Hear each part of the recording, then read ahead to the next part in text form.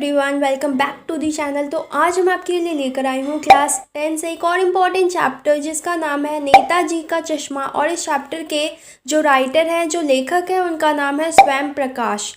तो ये जो चैप्टर है नेताजी का चश्मा, ये कहानी देशभक्ति से जुड़ी हुई है, जिसमें कैप्टन चश्मे वाले के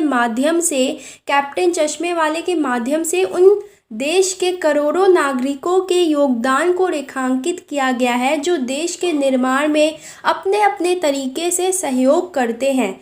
और इस कहानी की सबसे ख़ास बात यह है कि ये कहानी कहती है कि देशभक्ति की जो लौ है, यानी कि जो आग है, वो अपने अंदर जलाए रखने में बड़े ही नहीं बल्कि बच्चे भी इसमें शामिल हैं। तो कहानी कुछ ऐसे शुरू होती है। यहाँ पर जो लेखक है वो बताते हैं कि हालदार साहब को हर 15वें दिन उस कस्बे से गुजरना पड़ता था, क्योंकि हर 15वें दिन कंपनी को कोई ना कोई ऐसा काम होता था जिसके कारण हर 15वें दिन हालदार साहब को उस कस्बे से गुजरना पड़ता था। कस्बा उतना ज़्यादा बड़ा नहीं था जितने अक्सर कस्बे हुआ करते हैं। उस कस्बे में वैसे कुछ ही मकान थे जिन्हें पक्का मकान कहा जा सकता है, और जिसे बाजार कहा जा सके वैसा वहाँ पर केवल एक ही बाजार था। उस कस्बे में 2 स्कूल थे, जिनमें से एक लड़कों का स्कूल था और दूसरा लड़कियों का स्कूल था। उस कस्बे में एक सीमेंट का छोटा सा कारखाना भी था। वहाँ पर 2 ओपन एयर सिनेमा घर भी थे और एक ठो नगर पालिका भी थी। अब जहाँ नगर पालिका होती है वहाँ कुछ ना कुछ काम करती रहती है। उस कस्बे में कोई ना कोई काम चला ही करता रहता था, यानी जो नगर पालिका थी वो उस कस्बे में कोई ना कोई काम करवाती रहती थी।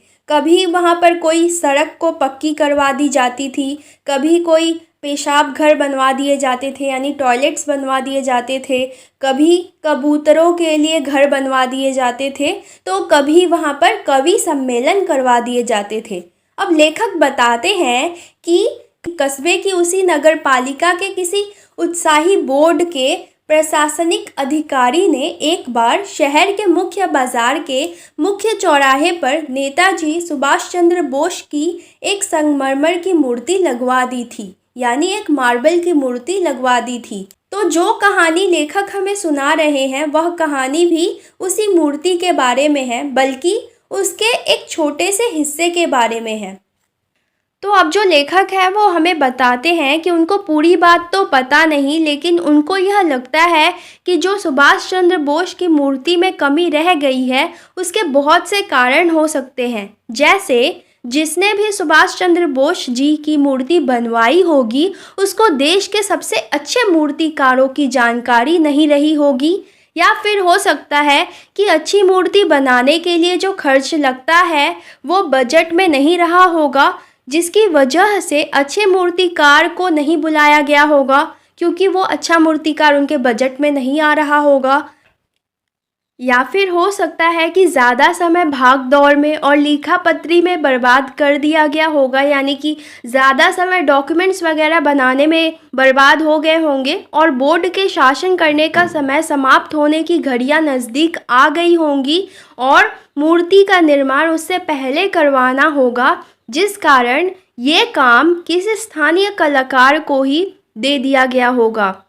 और अंत में, यानी कि अंतिम समय पर, उस कस्बे के एकमात्र हाई स्कूल के एकमात्र ड्राइंग मास्टर को ही यह काम सौंप दिया गया होगा। तो यहाँ लेखक उन ड्राइंग मास्टर का नाम मोतीलाल जी मानते हैं, क्योंकि मूर्ति के नीचे जिस मूर्तिकार का नाम लिखा गया था वह मोतीलाल है। और लेखक ने उस मूर्तिकार को हाई स्कूल का ड्राइंग मास्टर इसलिए माना है क्योंकि कोई भी मूर्तिकार किसी महान व्यक्ति की मूर्ति बनाते हुए कोई गलती नहीं करेगा। और लेखक मानते हैं कि उन मास्टर जी को यह काम इसलिए सौंपा गया होगा क्योंकि उन्होंने महीने भर में मूर्ति बनाकर पटक देने का विश्वास दिलाया होगा, यानी उन्होंने उन अधिकारियों को, उन लोगों को कहा होगा कि मैं 1 महीने में ही मूर्ति बनाकर आपके सामने रख दूंगा, इसलिए उन्हें यह काम दे दिया गया होगा। तो अब जो लेखक है वो हमें बताते हैं कि जैसा कि वो हमें बता चुके हैं कि वह चौराहे पर लगी सुभाष चंद्र बोस जी की मूर्ति सफ़ेद रंग के एक प्रसिद्ध मुलायम पत्थर की बनी हुई थी। यानी कि वो मूर्ति वाइट कलर के एक बहुत ही फेमस मार्बल की बनाई गई थी। टोपी की नोक से कोट के दूसरे बटन तक उस मूर्ति की लंबाई लगभग 2 फुट रही होगी। ऐसी मूर्तियाँ जो किसी व्यक्ति के सिर, कंधे या छाती तक बनाई जाती हैं, उन्हें बस्ट कहते हैं। वह मूर्ति बहुत सुंदर थी। नेताजी सुभाष चंद्र बोस बहुत सुंदर लग रहे थे। वो बिल्कुल बच्चों की तरह निश्चल और कम उम्र वाले लग रहे थे। उनकी वह मूर्ति फौजी वर्दी में बनाई गई थी। जब भी कोई मूर्ति को देखता था तो उसे मूर्ति को देखते ही नेताजी सुभाष चंद्र बोस के प्रसिद्ध नारे दिल्ली चलो और तुम मुझे खून दो मैं तुम्हें आज़ादी दूंगा, ये सभी याद आने लगते थे। तो इन सभी चीज़ों को देखते हुए हम कह सकते हैं कि यह मूर्ति बनाने वाले मूर्तिकार ने जिस प्रकार मूर्ति बनाई है उसकी कोशिश सफल और प्रशंसा के काबिल है, क्योंकि उसने उस मूर्ति को फौजी वर्दी में बनाया था और लोगों को उस मूर्ति को देखते ही उनके अंदर देशभक्ति की भावना आ जाती थी। इसलिए हम कह सकते हैं कि उस मूर्तिकार की जो मेहनत है वो सफल हो गई है और वो प्रशंसा के काबिल है। परंतु उस मूर्ति में केवल एक चीज़ की कमी रह गई थी जो उस मूर्ति को देखते ही अटपटी लगती थी, और वह कमी थी सुभाष चंद्र बोस जी की आंखों पर चश्मा नहीं था। यह इसलिए कमी थी क्योंकि नेताजी सुभाष चंद्र बोस हमेशा चश्मा लगाए रहते थे और उनकी मूर्ति बिना चश्मे के बहुत ही अटपटी लग रही थी। अब लेखक जो है वो बताते हैं कि सुभाष चंद्र बोस जी की मूर्ति पर चश्मा तो था, लेकिन वो संगमरमर का नहीं था, क्योंकि जब मूर्ति संगमरमर की है तो चश्मा भी उसी का होना चाहिए था। लेकिन उस मूर्ति पर एक मामूली सा बिना किसी विशेषता वाला और असलियत का चश्मा था। यानी कि उस मूर्ति पर एक चौड़ा काला फ्रेम वाला असली का चश्मा उस मूर्ति को पहना दिया गया था। तो जब हालदार साहब पहली बार उस कस्बे से आगे बढ़ रहे थे और चौराहे पर पान खाने के लिए रुके थे, तभी उन्होंने इस चीज़ पर उनका ध्यान गया और यह देखकर उनके चेहरे पर एक हंसी मजाक भरी मुस्कान फैल गई थी। तो ये सब कुछ देखकर जो हालदार साहब है वो कहते हैं, वाह भाई, यह तरीका भी ठीक है, मूर्ति पत्थर की लेकिन चश्मा असलियत का। पान खा लेने के बाद जब हालदार साहब अपने काम के लिए निकले और उनकी जीप कस्बा छोड़कर आगे बढ़ गई, तभी हालदार साहब उस मूर्ति के बारे में ही सोचे जा रहे थे और अंत में वह इस परिणाम पर पहुँचे, यानी इस कंक्लूजन पर पहुँचे कि कुल मिलाकर कस्बे के नागरिकों की यह कोशिश प्रशंसा करने के काबिल कही जानी चाहिए, क्योंकि महत्व मूर्ति के रंग रूप या कद का नहीं है, उस चाहत का है जो इन कस्बे के नागरिकों ने दिखाई है। वरना तो देशभक्ति भी आजकल मजाक की चीज़ होती जा रही है। तो यहाँ मूर्ति पर असली चश्मे को पहनाने पर हालदार साहब नागरिकों की देशभक्ति की सराहना कर रहे हैं, क्योंकि वह मूर्ति कोई आम मूर्ति नहीं थी बल्कि नेताजी सुभाष चंद्र बोस जी की मूर्ति थी। और उस मूर्ति पर एक बहुत ही बड़ी कमी रह गई थी। उस मूर्ति पर मूर्तिकार चश्मा बनाना भूल गया था, जो कहीं ना कहीं नेताजी का अपमान स्वरूप देखा जा सकता है, क्योंकि नेताजी ने आज़ादी की लड़ाई में अपना सर्वस्व त्याग कर दिया था, यानी अपना सब कुछ न्यौछावर कर दिया था। और उनकी छवि को उनके ही सादृश्य प्रस्तुत करना हर देशवासी का कर्तव्य है, यानी जैसा वो दिखते थे वैसा ही उनको दिखाना, वैसा ही उनकी मूर्ति या पिक्चर बनाना, ये हर देशवासी का कर्तव्य है। और कस्बे के नागरिकों ने भी अपने इसी कर्तव्य का निर्वाह करने की कोशिश की थी, यानी जो कस्बे के नागरिक थे उन्होंने अपने इसी कर्तव्य को पालन करने की उन्होंने कोशिश की थी। और उन्होंने क्या किया था कि मूर्ति पर एक असली का चश्मा पहना दिया था मूर्ति को। तो इसी चीज़ की वजह से जो हालदार साहब है वो इस घटना को देशभक्ति से जोड़कर देख रहे हैं। अब लेखक बताते हैं कि जब दूसरी बार हालदार साहब को किसी काम से कस्बे से गुजरना था तो उन्हें नेताजी सुभाष चंद्र बोस की मूर्ति में कुछ अलग दिखाई दिया। कहने का मतलब यह है कि हालदार साहब को दूसरी बार में नेताजी की मूर्ति में कुछ चेंज लगा, कुछ परिवर्तन लगा। जब हवलदार साहब ने मूर्ति को ध्यान से देखा तो उन्होंने पाया कि आज मूर्ति पर लगा हुआ चश्मा दूसरा था। जब पहली बार उन्होंने मूर्ति को देखा था तब मूर्ति पर मोटे फ्रेम वाला 4 कोने वाला चश्मा लगा था। अब तार के फ्रेम वाला गोल चश्मा था उस पर। तो ये सब कुछ देखकर हवलदार साहब की जो जिज्ञासा है वो और भी ज़्यादा बढ़ गई और इस बार वो उस पान वाले से ही बोल पड़े जिसकी दुकान पर वो पान खाया करते थे। वो बोले कि वाह भाई, क्या तरीका है, मूर्ति कपड़े नहीं बदल सकती लेकिन चश्मा तो बदल ही सकती है। कहने का मतलब यह है कि मूर्ति संगमरमर की है इसलिए कपड़े नहीं बदल सकती थी, लेकिन चश्मा तो असल है इसलिए उसे तो बदला ही जा सकता है। जिस पान की दुकान पर हवलदार साहब पान खाया करते थे उस पान वाले ने खुद अपने मुंह में पान ठूसा हुआ था, यानी पान भरा हुआ था। वह एक काला, मोटा और हमेशा खुश दिखने वाला आदमी था। तो हवलदार साहब का यह प्रश्न सुनकर वह आंखों ही आंखों में हंसा, क्योंकि उसके मुंह में पान भरा हुआ था। इस कारण वह अंदर ही अंदर हंसा, जिसकी वजह से उसका जो मोटा पेट था वो हिलने लगा। हवलदार साहब के प्रश्न का उत्तर देने के लिए वो पीछे घूमकर उसके दुकान के नीचे अपने मुंह में भरे हुए पान को उसने थूका और पान खाने के कारण हुई लाल काली बत्तीसी दिखाकर बोला कि यह सब कैप्टन चश्मे वाला करता है। हवलदार साहब उसके उत्तर को समझ नहीं पाए और फिर से पूछने लगे कि क्या करता है। पान वाले ने हवलदार साहब को समझाया कि चश्मा चेंज कर देता है। हवलदार साहब अब भी समझ नहीं पाए कि पान वाला क्या कहना चाहता है और वे फिर से पूछ बैठते हैं कि क्या मतलब, क्यों चेंज कर देता है। पान वाला फिर समझाते हुए कहता है कि ऐसा समझ लो उसके पास कोई ग्राहक आ गया होगा जिसको चौड़े चौकट वाला चश्मा चाहिए होगा, तो कैप्टन कहाँ से लाएगा, क्योंकि वह तो उसने मूर्ति पर रख दिया होगा। तो उस चौड़े चौकट वाले चश्मे को मूर्ति से निकालकर उस ग्राहक को दे दिया और मूर्ति पर कोई दूसरा चश्मा बिठा दिया। लेखक बताते हैं कि पान वाले के अच्छी तरह समझाने पर अब हवलदार साहब को सारी बात कुछ समझ में आ गई कि एक चश्मे वाला है जिसका नाम कैप्टन है।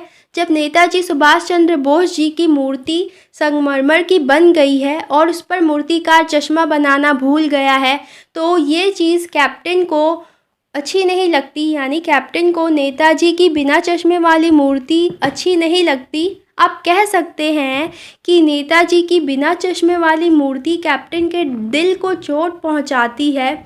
उसे ऐसा प्रतीत होता है मानो चश्मे के बिना नेताजी को परेशानी हो रही है, इसलिए वह अपनी छोटी सी दुकान में मौजूद थोड़े बहुत फ्रेमों में से एक नेताजी की मूर्ति पर फिट कर देता है।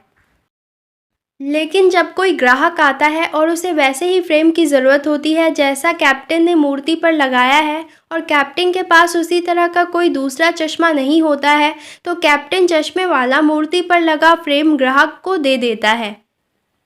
और हवलदार साहब को यह भी लगता है कि संभव है कि जब कैप्टन नेताजी की मूर्ति से चश्मा हटाता है तो वह नेताजी से क्षमा यानी कि माफ़ी ज़रूर मांगता होगा।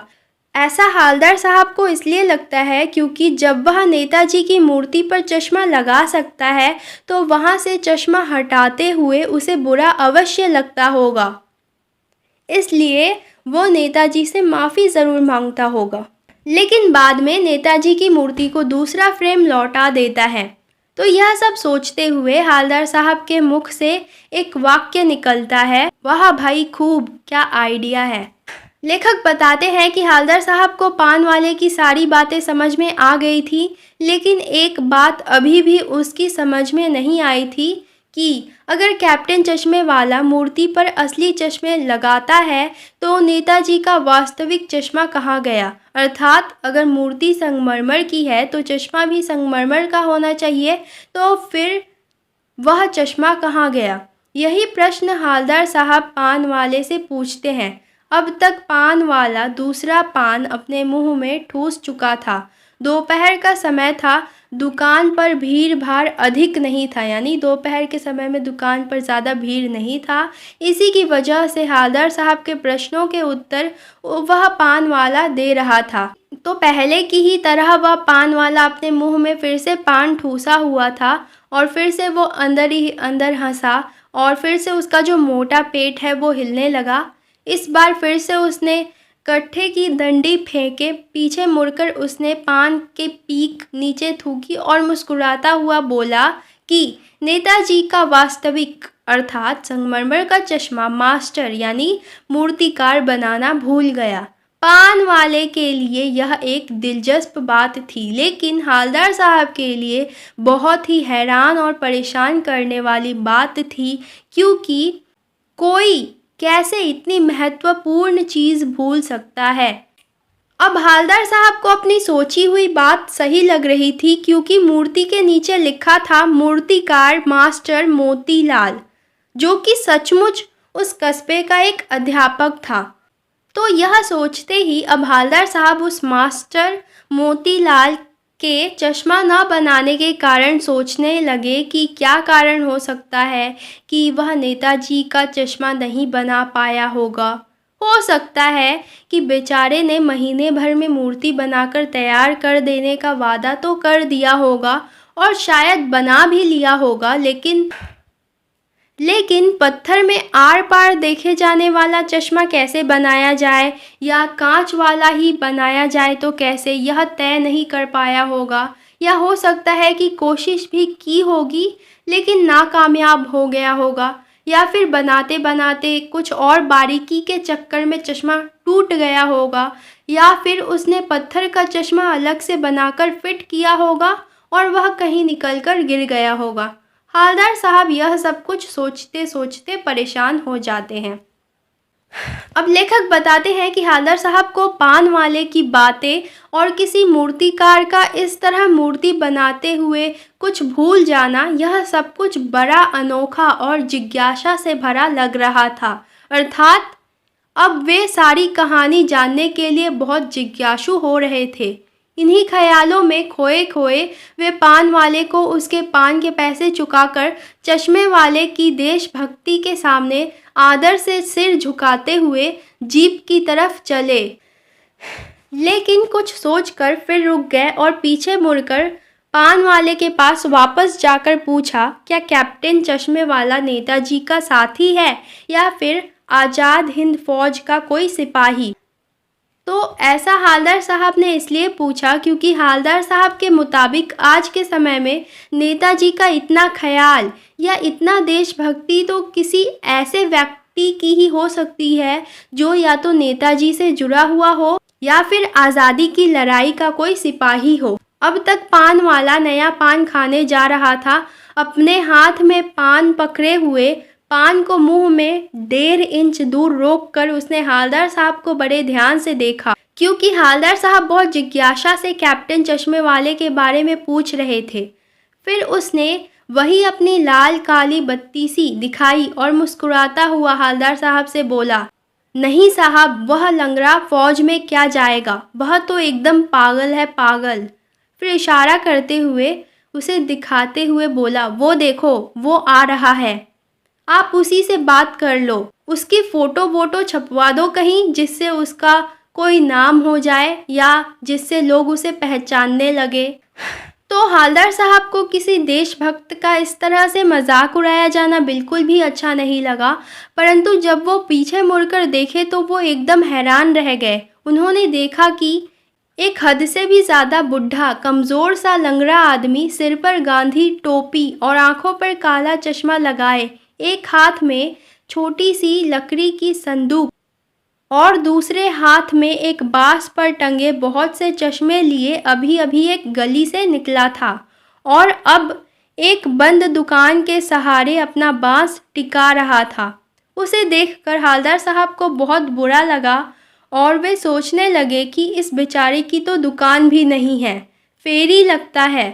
हवलदार साहब अब और भी ज़्यादा सोच में पड़ गए। वो बहुत कुछ और पूछना चाहते थे, जैसे कि इसे कैप्टन क्यों कहते हैं, क्या यही इसका वास्तविक नाम है, लेकिन पान वाले ने पहले ही साफ बता दिया था कि अब वह इस बारे में कोई बात करने के लिए तैयार नहीं है, क्योंकि पान वाले ने कैप्टन की ओर इशारा करके हवलदार साहब को बताया था कि वो कैप्टन है और अब हवलदार साहब को जो कुछ भी पूछना है वो उसी से जाकर पूछ ले।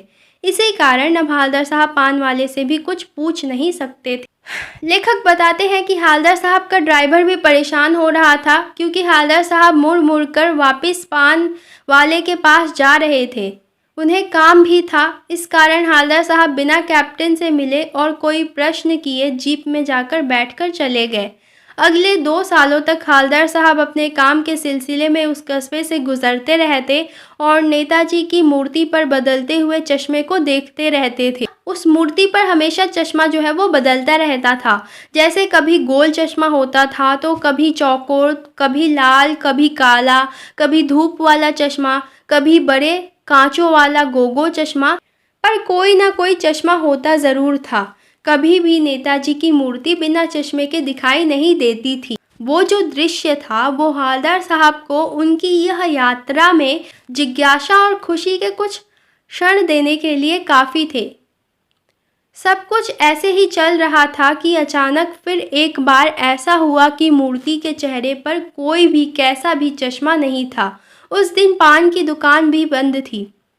चौराहे की अधिकांश यानी कि बहुत सारी दुकानें बंद थी, जिस कारण हवलदार साहब इसका कारण नहीं जान पाए। उसके अगली बार भी जब हवलदार साहब उस कस्बे से गुजरे तब भी उस मूर्ति पर कोई चश्मा नहीं था, किंतु आज पान की दुकान खुली हुई थी, जिन कारण हवलदार साहब ने पहले तो पान खाया और फिर धीरे से पान वाले से पूछ लिया, क्यों भाई, क्या बात है, आज तुम्हारे नेताजी की आंखों पर चश्मा नहीं है? पान वाला हवलदार साहब की बात सुनकर उदास हो गया। उसने पीछे मुड़कर मुंह का पान नीचे थूका और सिर झुकाकर अपनी धोती के सिरे से यानी धोती से अपनी आंखों में आए आंसू को पोंछता हुआ बोला, साहब कैप्टन मर गया। और अब इससे ज़्यादा हवलदार साहब कुछ नहीं पूछ पाए, क्योंकि अब उन्हें अपने प्रश्नों के उत्तर मिल गए थे। कुछ पल तो वो चुपचाप वहीं पर खड़े रहे, फिर पान के पैसे चुकाकर जीप में आ बैठे और वहां से अपनी मंजिल की ओर चल पड़े। अब लेखक बताते हैं कि जब हवलदार साहब को कैप्टन के मर जाने के बाद बिना चश्मे की नेताजी की मूर्ति देखने को मिलती तो वो बार बार सोचते कि क्या होगा उस राष्ट्र का जो अपने देश की खातिर अपना सब कुछ, घर गृहस्थी, जवानी, जिंदगी दांव पर लगा देते हैं। यानी जो लोग अपने देश की खातिर अपना सब कुछ, अपना घर गृहस्थी, जवानी, जिंदगी सब कुछ अपना दांव पर लगा देते हैं और आज की पीढ़ी उन पर हंसती है और वो इसी के मौके ढूंढती है कि कब उनका किसी तरह से फ़ायदा हो। सोच सोच कर हवलदार साहब दुखी हो गए। 15 दिन बाद जब फिर से वह काम के सिलसिले में उस कस्बे से गुज़र रहे थे, तब कस्बे में घुसने से पहले ही उन्हें ख्याल आया कि कस्बे के बीचों बीच में जो नेताजी सुभाष चंद्र बोस की मूर्ति है वह वहीं पर होगी, लेकिन उस पर उसके आंखों पर चश्मा नहीं होगा, क्योंकि जब मास्टर ने मूर्ति बनाई थी तब वह चश्मा बनाना भूल गया और उसकी इस कमी को कैप्टन पूरा करता था, लेकिन अब तो कैप्टन भी मर गया है। अब हवलदार साहब ने सोच लिया था कि आज वो वहाँ रुकेंगे नहीं, पान भी नहीं खाएंगे, यहाँ तक कि मूर्ति की तरफ देखेंगे भी नहीं, सीधे निकल जाएंगे। उन्होंने अपने ड्राइवर से भी कह दिया था कि चौराहे पर रुकना नहीं है, क्योंकि आज बहुत काम है और पान कहीं और आगे खा लेंगे। लेकिन हर बार की आदत के कारण, आदत से मजबूर, चौराहा आते ही आंखें मूर्ति की तरफ उठ गई। लेकिन इस बार हवलदार साहब ने कुछ ऐसा देखा, एकदम से चीख पड़े, रोको! जीप अपनी तेजी में थी। ड्राइवर ने जोर से ब्रेक मारा, जिस कारण रास्ते चलते लोग उन्हें देखने लगे।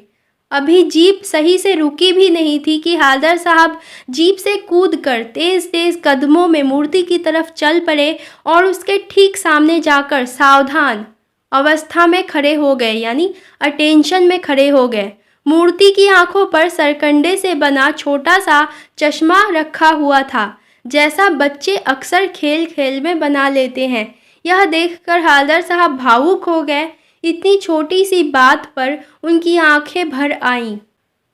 तो यहाँ अंत में सरकंडे से बने चश्मे को नेताजी सुभाष चंद्र बोस जी की आंखों पर देखकर हालदार साहब का भावुक होना यह दर्शाता है कि देशभक्ति उम्र की मोहताज नहीं होती।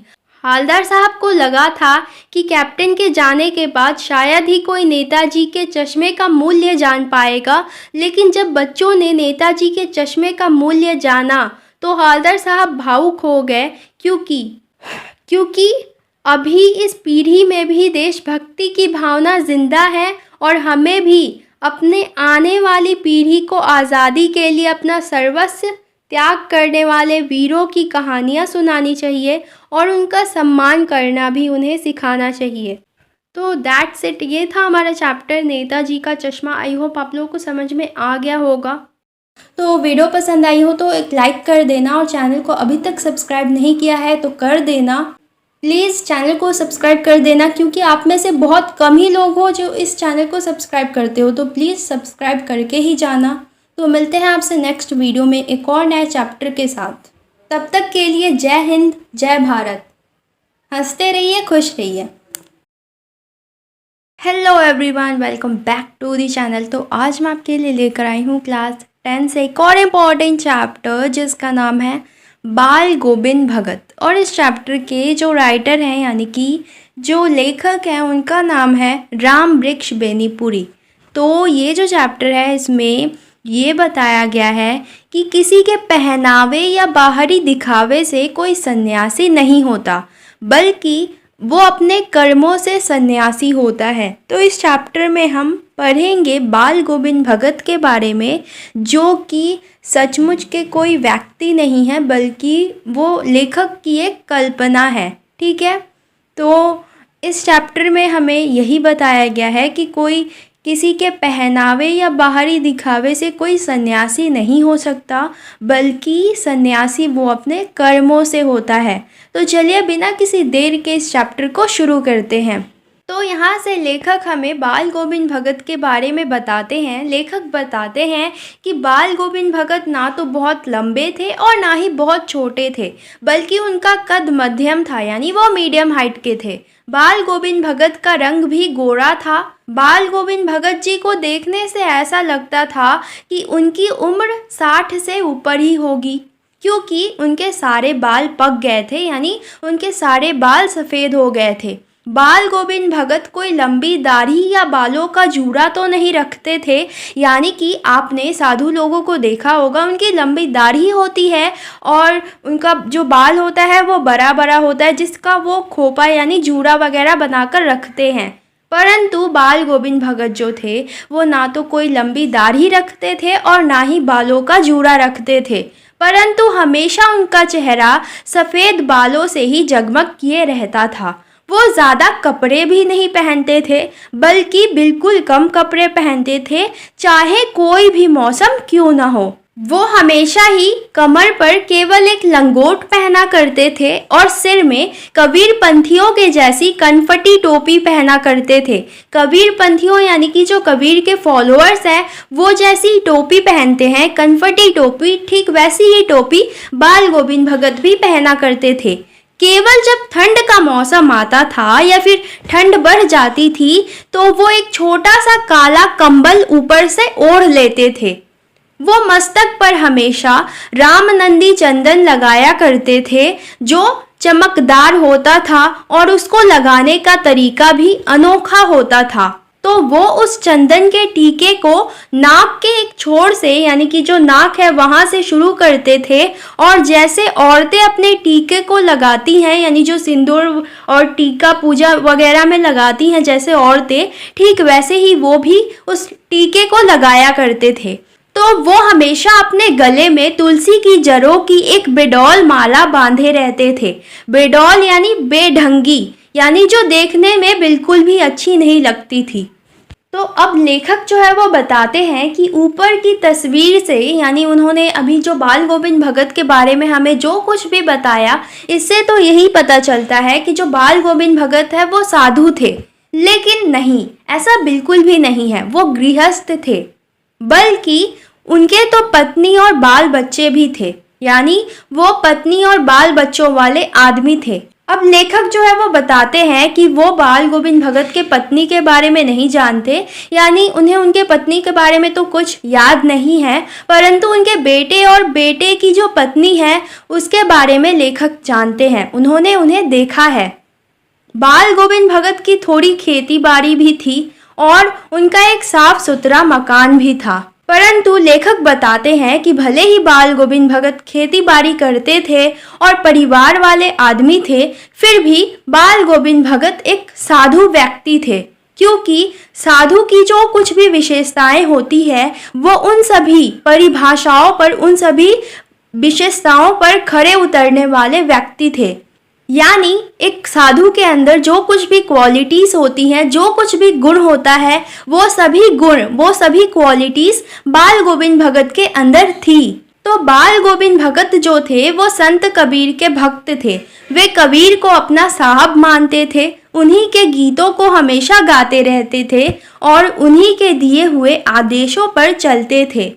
वे कभी झूठ नहीं बोलते थे, उनका व्यवहार छल कपट से रहित होता था, यानी वो कभी भी किसी के साथ छल कपट वगैरह नहीं किया करते थे। लेखक बताते हैं कि बाल गोविंद भगत किसी से भी दो टुक बात करने में कोई झिझक नहीं करते थे, यानी उन्हें जो कहना होता था वो झट से कह देते थे। बाल गोविंद भगत किसी से भी बिना बात का कोई झगड़ा नहीं करते थे। वो किसी का भी चीज हो उसे बिना पूछे उसको इस्तेमाल नहीं करते थे, छूना तो दूर की बात है। वो इस नियम को कभी कभी इतनी बारीकी से अपने व्यवहार में लाते थे, यानी इतने अच्छे से उसका पालन किया करते थे इन सभी नियमों को, कि लोगों को आश्चर्य होता था कि कोई कैसे इन नियमों को इतने अच्छे से पालन कर सकता है। चाहे कितनी भी मुसीबत आन पड़े, वे कभी भी दूसरों के खेत में शौच करने के लिए नहीं बैठते थे। यानी चाहे कितनी भी मुसीबत क्यों ना हो, वो कभी भी दूसरों के खेत में टॉयलेट वगैरह करने के लिए नहीं जाते थे। वो गृहस्थ थे, यानी उनका परिवार था, लेकिन इसके बाद भी उनकी सभी चीज़ें साहब की थी, यानी कि संत कबीर की थी। जो कुछ भी मेहनत करके, वो अपने खेती बाड़ी करके, जो कुछ भी उनके खेत में अनाज पैदा होता था, पहले उसे वो सिर पर लाद कर साहब यानी कबीर के दरबार में ले जाते, जो कि उनके घर से 4 कोस दूर पर था। तो कबीर का दरबार कहने से यहाँ पर एक कबीर पंथी मठ से है, यानी वो कबीर पंथी मठ में ले जाते थे। वह दरबार में अपनी फसल को दे दिया करते थे और वहां से उन्हें आशीर्वाद के रूप में, या फिर कह लो कि प्रसाद के रूप में जो कुछ भी मिलता था वो उसे अपने घर पे लाते थे और उसी से अपने घर परिवार का गुजारा चलाते थे। अब लेखक बताते हैं कि बाल गोविंद भगत का जिस तरह का व्यवहार था, उन सब के ऊपर लेखक मोहित हो गए थे। उनके मधुर गान जो वे हमेशा ही गुनगुनाते रहते थे, वो लेखक को हमेशा सुनने को मिलते थे। जब भी वो कबीर के सीधे साधे पद गुनगुनाते थे तो ऐसा लगता था कि उनके कंठ से निकलकर वो पद मानो सजीव हो उठते थे, यानी ऐसा लगता था मानो वो जिंदा हो गए हो। अब लेखक उस समय का वर्णन करते हुए हमें बताते हैं कि आषाढ़ मास में, यानी आषाढ़ एक महीना होता है, मंथ होता है, तो आषाढ़ मास में जब वर्षा की छोटी छोटी बूंदें गिर रही होती हैं तो पूरा गांव अपने अपने खेतों में उतर पड़ता है। कहीं कोई हल चला रहा होता है तो कहीं कोई धान के पौधे को एक स्थान से दूसरे स्थान पर रखने का काम कर रहा होता है। धान के खेतों में पानी भरा हुआ है और बच्चे उन खेतों में उछल रहे हैं। औरतें सुबह का नाश्ता लेकर खेत के किनारों पर बैठी हुई हैं। आषाढ़ मास में आसमान पूरी तरह से बादलों से घिरा हुआ होता है और कहीं पर धूप का कोई नाम नहीं होता है।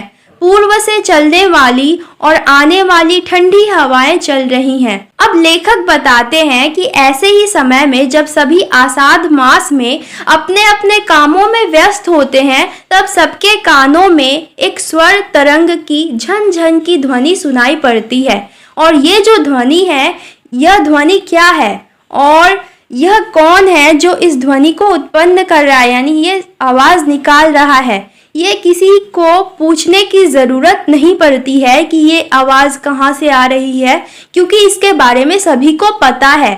बाल गोविंद भगत का पूरा शरीर कीचड़ में लिपटा हुआ रहता है और वो भी अपने खेत में धान के पौधे को एक स्थान से दूसरे स्थान पर रखने का काम कर रहे होते हैं, यानी कि धान की रोपाई कर रहे होते हैं, यानी धान के पौधे को बो रहे होते हैं। उनकी उंगली एक एक धान के पौधे को एक सीड में, यानी कि एक लाइन में खेत में बिठा रही है, यानी कि वो एक लाइन में धान के पौधे को लगा रहे हैं खेतों में, और उनका गला संगीत के एक एक शब्द को जुबान पर चढ़ाकर कुछ शब्दों को ऊपर स्वर्ग की ओर भेज रहा है और कुछ को इस पृथ्वी की मिट्टी पर खड़े लोगों के कानों की ओर भेज रहा है। अर्थात बाल गोविंद भगत के संगीत के स्वर चारों ओर गूंज रहे होते हैं।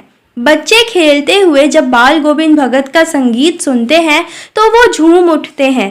खेतों के किनारों पर खड़ी औरतों के होंठ भी कांप उठते हैं, यानी वो भी बाल गोविंद भगत के साथ गुनगुनाने लगती हैं। हल चलाने वाले लोगों के पैर भी उन स्वरों के ताल से उठने लगते हैं। धान के पौधे को एक स्थान से दूसरे स्थान पर रखने का काम करने वालों की उंगलियां भी एक अजीब क्रम से चलने लगती हैं, यानी कि जो लोग धान के पौधे को बो रहे हैं उनकी उंगलियां भी एक क्रम से चलने लगती है। यह सब दृश्य देखकर एक ही प्रश्न मन में उठता है कि बाल गोविंद भगत का संगीत है या कोई जादू है। तो अब लेखक हमें भादो महीने के उस अंधेरी रात के बारे में बताते हैं जब चारों ओर अंधेरा छाया हुआ होता है और चांद की चांदनी कहीं नजर नहीं आ रही होती है।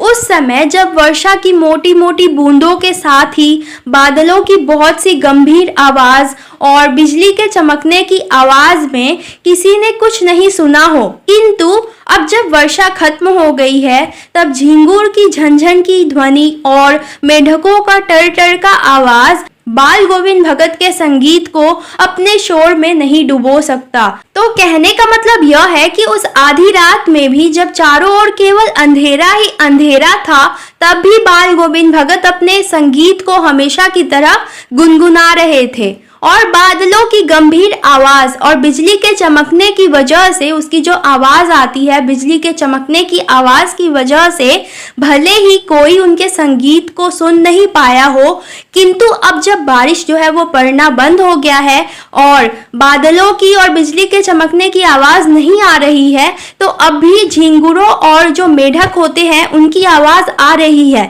लेकिन जो झिंगुर और मेढकों की आवाज आ रही है वो आवाज उनके संगीत को नहीं दबा सकती, यानी उनकी आवाज की वजह से ऐसा नहीं हो सकता कि उनकी संगीत की आवाज आपको अब ना सुनाई दे।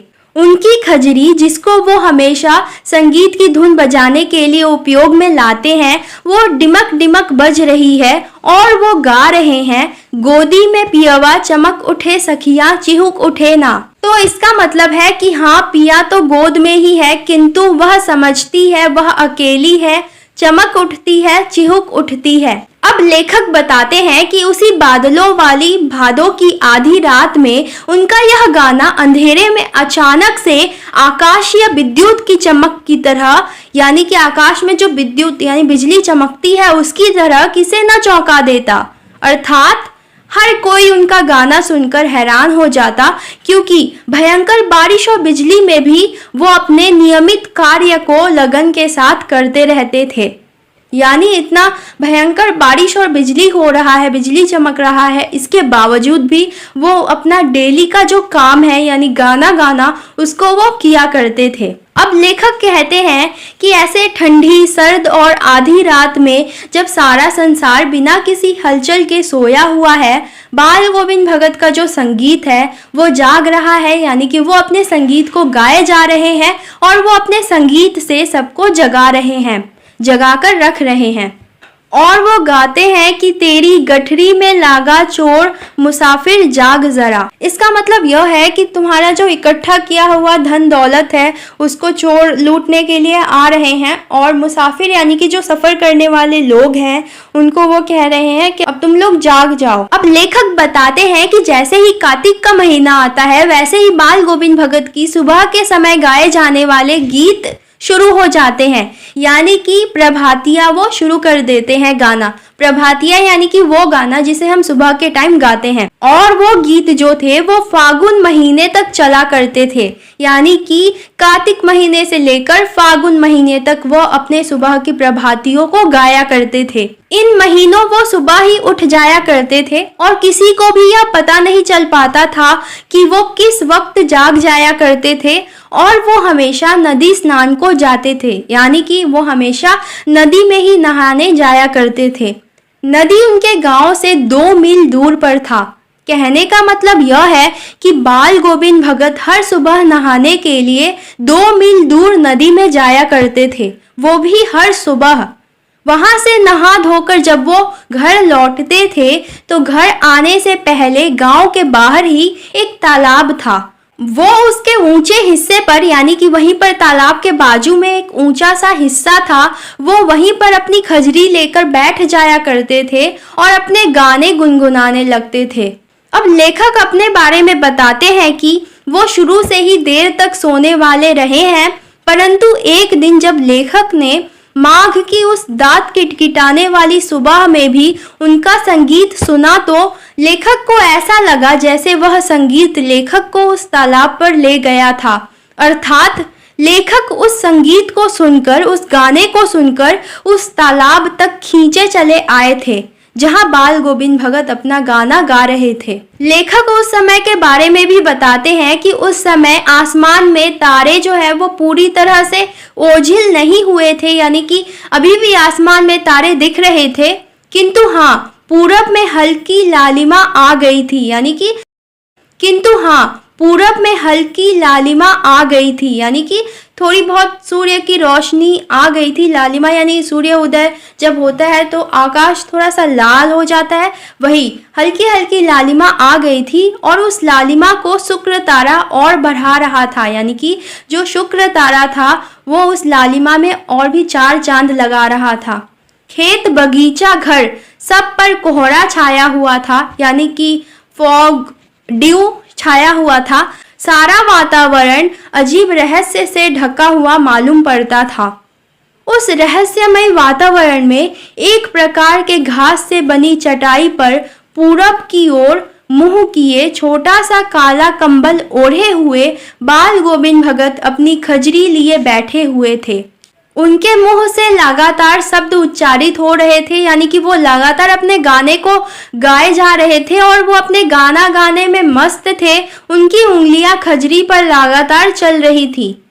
वे अपने गाने को गाते गाते इतने मस्त हो जाते थे और इतने सुरूर में आ जाते थे, इतने उत्तेजित हो उठते थे कि उनको देखकर ऐसा मालूम होता था जैसे वे गाना गाते हुए कभी भी खड़े हो जाएंगे। यानी इतने मग्न थे वो अपने गाने को गाते समय।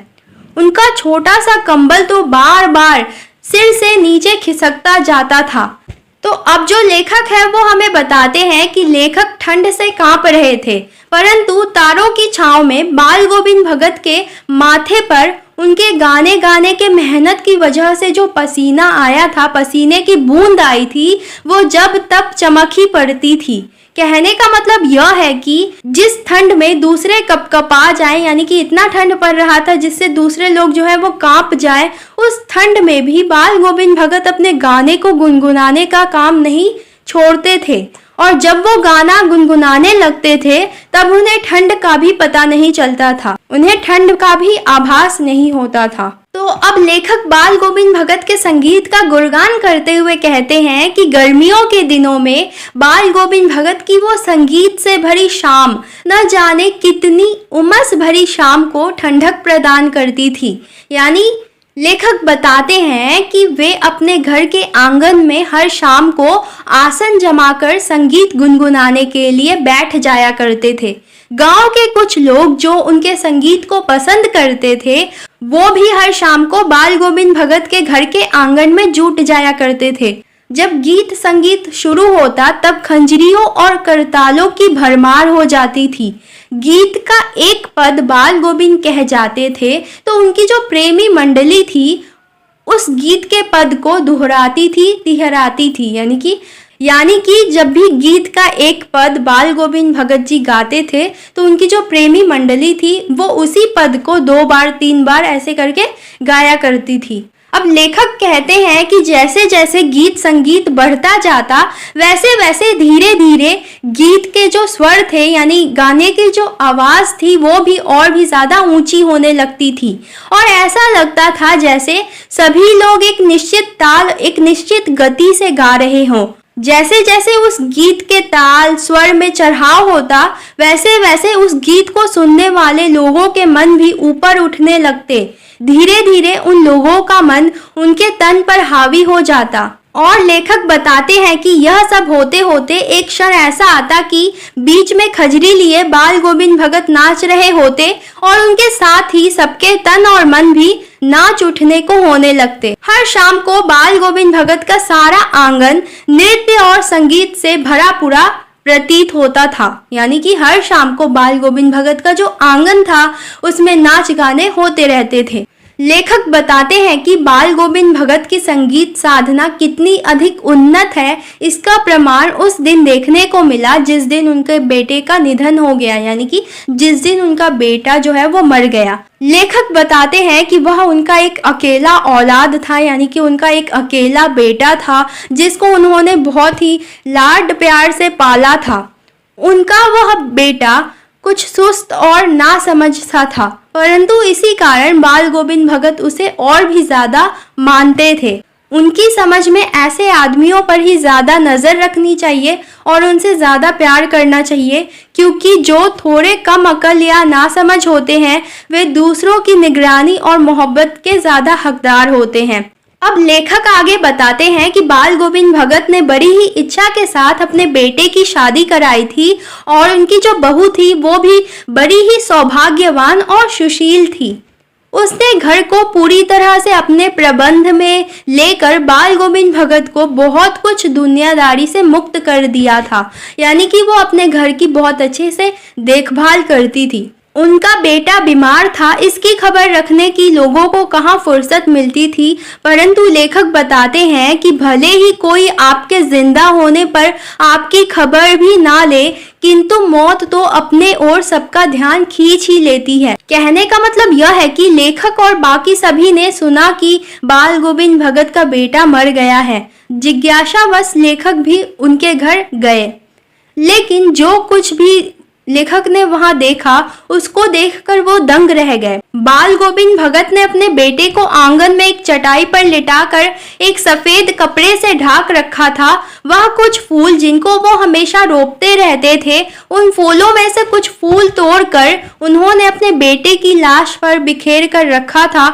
उस पर फूल और तुलसी के पत्ते भी थे। सिरहाने के पास यानी कि सिर के पास एक चिराग जलाकर रखा था, एक दिया जलाकर रखा था और उसके सामने जमीन पर ही आसन जमाए गीत गाए चले जा रहे थे। वही पुराना स्वर, वही पुरानी तल्लीनता, यानी कि वो पूरे सुर में गा रहे थे। घर में पुत्र की जो पत्नी थी वो रो रही थी, जिसे गांव की जो महिलाएं थी वो चुप कराने की कोशिश कर रही थी, परंतु बाल गोविंद भगत अपने गीत को गाए ही चले जा रहे थे। हाँ, गाते गाते वो कभी कभी अपने बहू के नजदीक भी जाते और उसे रोने के बदले उत्सव मनाने को कहते और वो अपने बहू को समझाते हुए कहते कि आत्मा परमात्मा के पास चली गई है, बिरहनी अपने प्रेमी से जा मिली है, भला इससे बढ़कर आनंद की कौन सी बात हो सकती है। तो यह सब बातें सुनते सुनते कभी कभी लेखक सोच में पड़ जाते थे कि कहीं बेटे की मौत के कारण वे पागल तो नहीं हो गए हैं, परंतु नहीं। जब लेखक उनकी कही हुई बातों को ध्यान से सोचते हैं तब उन्हें लगता है कि वह जो कुछ भी कह रहे हैं उसमें उनका विश्वास बोल रहा था, वह चरम विश्वास जो हमेशा ही मृत्यु पर विजयी होता आया है। कहने का मतलब यह है कि आत्मा का परमात्मा से मिलन मोक्ष होता है और मोक्ष की प्राप्ति आत्मा का अंतिम लक्ष्य होता है, और जो कोई भी इस बात को समझ जाए उसे मृत्यु से कोई भय नहीं लगता, उसे मौत से कभी डर नहीं लगता। अब लेखक बताते हैं कि बाल गोविंद भगत ने अपने बेटे के अंतिम संस्कारों में भी कोई दिलचस्पी नहीं दिखाई, यहाँ तक कि उनके बेटे को आग भी उनके बहू ने ही दिलाई। किंतु जैसे ही ये सारे काम यानी कि ये जो अंतिम संस्कार वगैरह जो काम थे ये सभी काम पूरा हो गए, वैसे ही उन्होंने अपनी बहू के भाई को बुलाकर उसे उसके साथ कर दिया और यह आदेश दिया कि इसकी दूसरी शादी कर देना। किंतु उनकी जो बहू थी वो रो रो कर कहती है कि वह चली जाएगी तो बुढ़ापे में कौन बाल गोविंद भगत के लिए भोजन बनाएगा, यदि वो कभी बीमार पड़ जाएंगे तो कौन एक चुल्लू भर पानी भी उन्हें लाकर देगा। कहने का मतलब यह है कि उनकी बहू जो है वो जानती थी कि अगर वो वहां से चली जाएगी तो बाल गोविंद भगत बिल्कुल अकेले हो जाएंगे।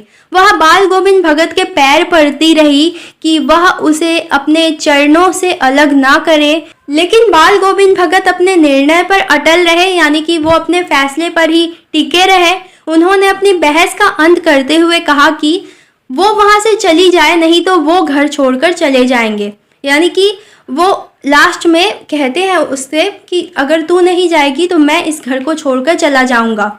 अब इस तरह की बात के आगे बेचारी की क्या चलती। कहने का मतलब यह है कि न चाहते हुए भी बाल गोविंद भगत की बहू को उन्हें बुढ़ापे में अकेले छोड़कर जाना पड़ा। अब लेखक बताते हैं कि बाल गोविंद भगत की मौत भी उनके ही अनुसार हुई। वो हर साल गंगा स्नान करने जाते थे। उनकी गंगा स्नान पर उतनी आस्था नहीं होती थी जितना साधु संतों से मिलने और जगहों को देखने पर होती थी। अर्थात बाल गोविंद भगत को घूमना फिरना अच्छा लगता था। वो पैदल ही जाते थे। उनके घर से करीब 30 कोस दूरी पर गंगा थी।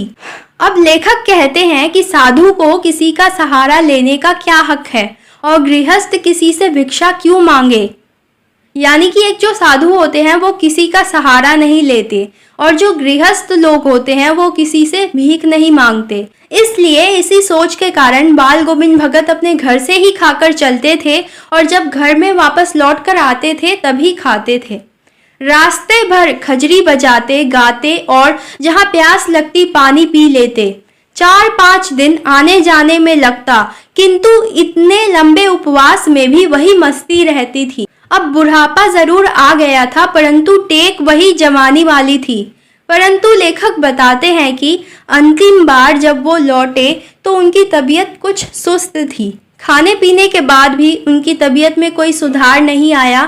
थोड़ा बुखार आने लगा, किंतु अपने रोज के कामों को छोड़ने वाले वो नहीं थे। वही दोनों समय गीत गुनगुनाना, स्नान ध्यान, खेती बाड़ी देखना वो सब किया करते थे बीमार होने के बावजूद भी। किंतु अब दिन प्रतिदिन वो कमजोर होने लगे और उनकी तबीयत और भी ज़्यादा खराब होने लगी। उनकी तबीयत को देखते हुए लोगों ने उन्हें नहाने धोने से मना किया, आराम करने को कहा, किंतु वो हंसकर टाल देते थे। अब लेखक हमें बाल गोविंद भगत के आखिरी दिन के बारे में बताते हैं। वो कहते हैं कि उस दिन भी शाम के समय उन्होंने अपने गाने को, अपने गीत को गाया, किंतु उस समय ऐसा मालूम हो रहा था जैसे कोई तागा टूट गया हो।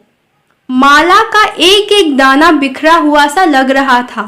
तो सुबह में जब लोगों ने गाना नहीं सुना, गीत नहीं सुना, तब जाकर देखा तो बाल गोविंद भगत नहीं रहे। सिर्फ उनका मांस, त्वचा आदि से ढके हुए शरीर की हड्डियों का ढांचा पड़ा हुआ था। यानी कि सिर्फ उनका मृत शरीर वहां पर, मरा हुआ शरीर पड़ा हुआ था।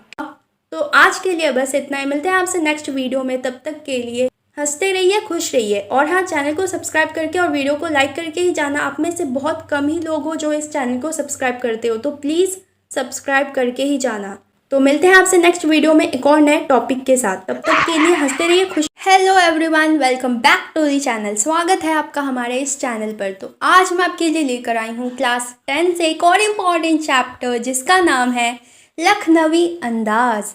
और इस चैप्टर के जो राइटर है उनका नाम है यशपाल। तो चलिए बिना किसी देर के इस चैप्टर का एक्सप्लेनेशन शुरू करते हैं।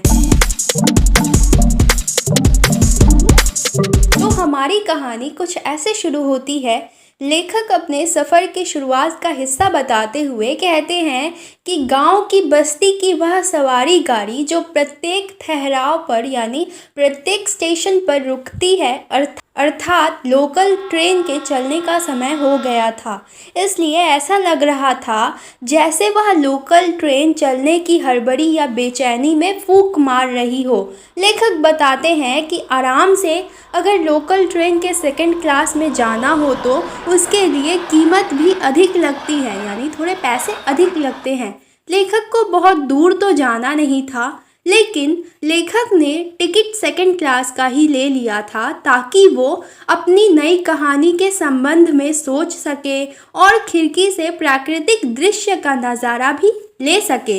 इसलिए भीड़ से बचने के लिए, शोरगुल से बचने के लिए, ऐसा स्थान जहाँ कोई ना हो, लेखक ने सेकंड क्लास का टिकट ही चुना था। यानी उन्होंने सेकंड क्लास का टिकट ही खरीदा था। क्यों खरीदा था ये मैंने आपको अभी अभी बताया। लेखक जिस लोकल ट्रेन से जाना चाहते थे, किसी कारण थोड़ी देर होने के कारण लेखक से वह गाड़ी छूट रही थी। सेकंड क्लास के एक छोटे से डिब्बे को खाली समझकर लेखक ज़रा दौड़कर उसमें चढ़ गए। लेखक ने अंदाज़ा लगाया था कि लोकल ट्रेन का वह सेकंड क्लास का छोटा सा डिब्बा खाली होगा, परंतु लेखक के अंदाजे के विपरीत यानी उल्टा वह डिब्बा खाली नहीं था। उस डिब्बे के एक बर्थ पर यानी एक सीट पर लखनऊ के नवाबी परिवार से संबंध रखने वाले सज्जन व्यक्ति बहुत सुविधा से पालथी मारकर बैठे हुए थे। उन सज्जन व्यक्ति ने अपने सामने 2 ताज़े चिकने खीरे तौलियों पर रखे हुए थे। लेखक के उस डिब्बे में अचानक से कूद जाने के कारण उन सज्जन व्यक्ति की आंखों में जो गहराई से सोचने का भाव, या कहा जा सकता है कि उसके ध्यान में बाधा या अड़चन पड़ गई थी। यानी वो किसी बात को सोच रहे थे और उनके सोचने के भाव में बाधा पड़ गई थी, यानी अड़चन पड़ गई थी, जिस कारण उन सज्जन की नाराज़गी साफ साफ दिखाई दे रही थी। यानी उनके चेहरे पर साफ साफ वो गुस्सा, वो नाराज़गी दिखाई दे रही थी लेखक को। अब लेखक उन सज्जन की नाराज़गी को देखकर सोचने लगे कि हो सकता है वो सज्जन भी किसी कहानी के लिए सोच रहे हो, या फिर ऐसा भी हो सकता है कि लेखक ने उन सज्जन व्यक्ति को खीरे जैसी तुच्छ वस्तु का शौक करते हुए देख लिया था और इसी हिचकिचाहट के कारण वे नाराज़गी में हो। यानी लेखक ने उन सज्जन व्यक्ति को खीरे के साथ देख लिया था, जिसकी वजह से वो व्यक्ति जो थे वो हिचकिचाहट में थे और वो नाराज़ हो गए थे कि मुझे किसी ने खीरे जैसी तुच्छ वस्तु के साथ देख लिया। समझ में आया ना? यानी खीरे जैसी एक मामूली सी चीज़ के साथ देख लिया। ठीक है। अब लेखक बताते हैं कि जब लेखक सेकंड क्लास में चढ़े तो उसमें पहले से ही एक नवाब साहब मौजूद थे, परंतु उन नवाब साहब ने लेखक के साथ सफ़र करने के लिए किसी भी प्रकार की कोई खुशी जाहिर नहीं की।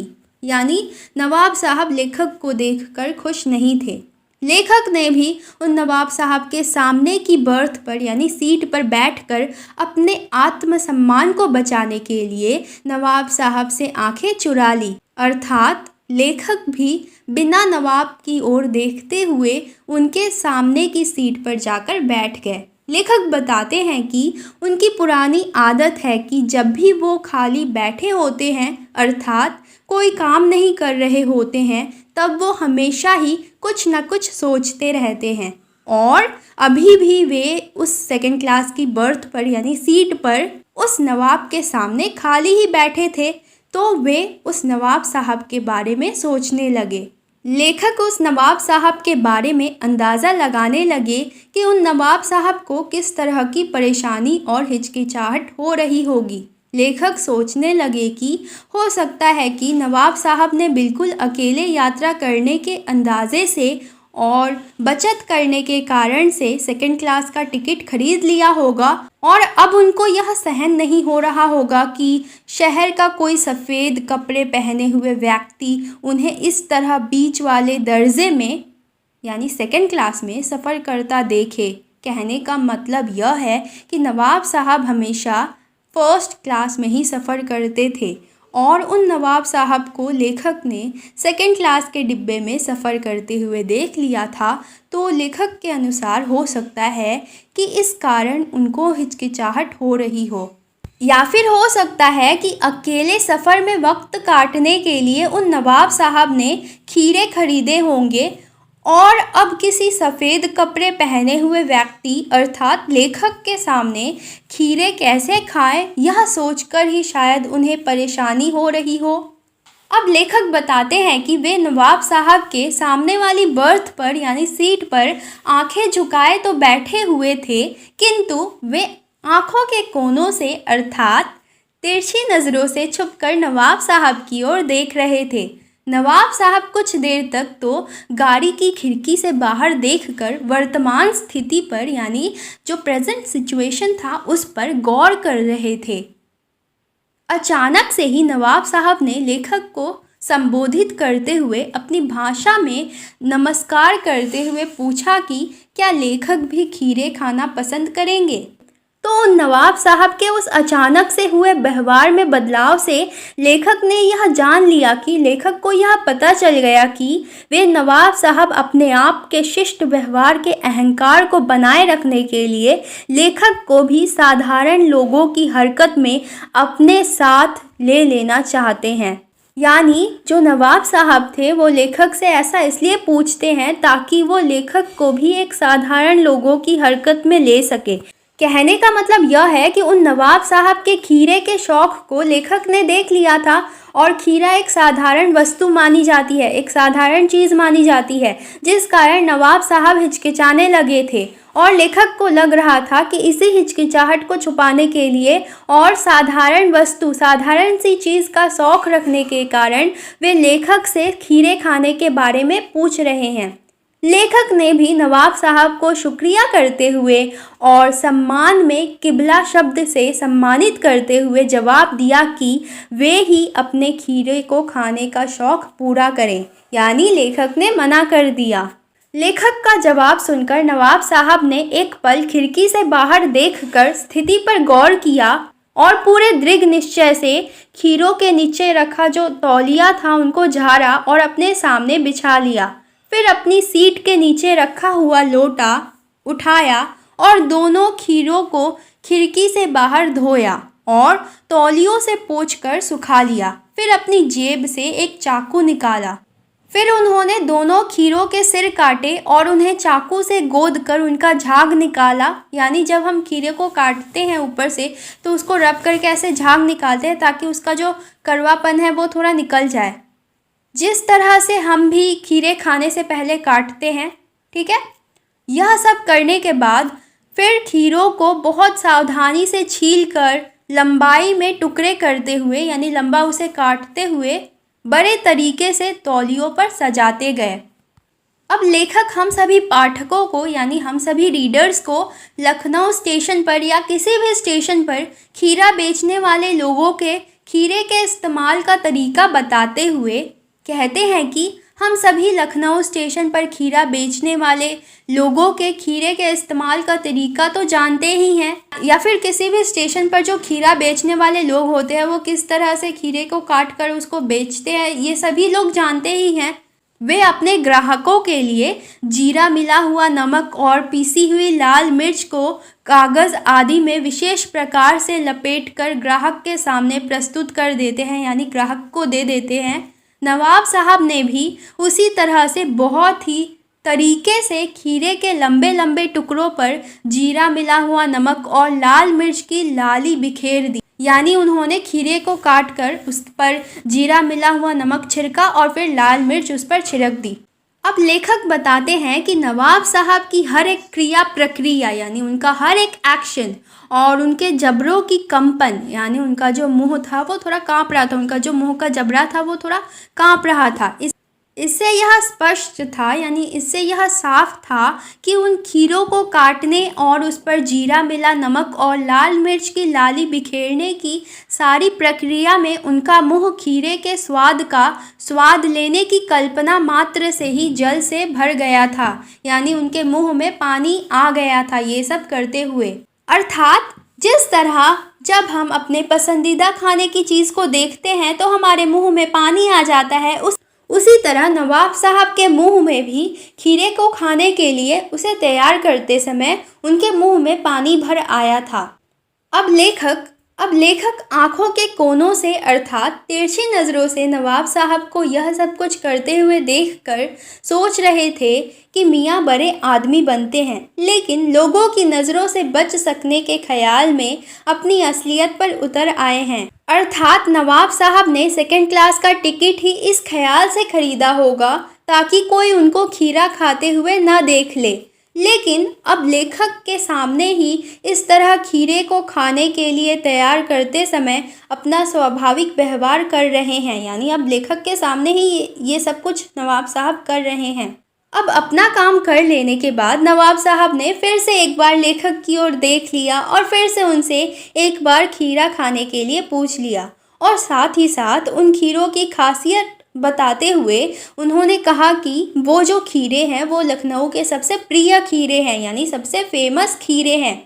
लेखक बताते हैं कि नमक मिर्च छिड़क दिए जाने के बाद उन ताज़े खीरों की पानी से भरे लंबे लंबे टुकड़ों को देखकर उनके मुंह में तो पानी ज़रूर आ रहा था, लेकिन लेखक पहले इनकार कर चुके थे, जिस कारण लेखक ने अपना आत्मसम्मान बचाना ही सही समझा और उन्होंने नवाब साहब को शुक्रिया देते हुए उत्तर दिया कि इस वक्त उन्हें खीरे खाने की इच्छा महसूस नहीं हो रही है। और साथ ही साथ लेखक ने अपनी पाचन शक्ति कमज़ोर होने का बहाना बनाते हुए नवाब साहब को ही खीरे खाने को कहा। लेखक का जवाब पाते ही नवाब साहब ने लालसा भरी आंखों से नमक मिर्च के संयोग से चमकती खीरे के लंबी लंबी टुकड़ों की ओर देखा, फिर खिड़की के बाहर देखकर एक लंबी सांस ली।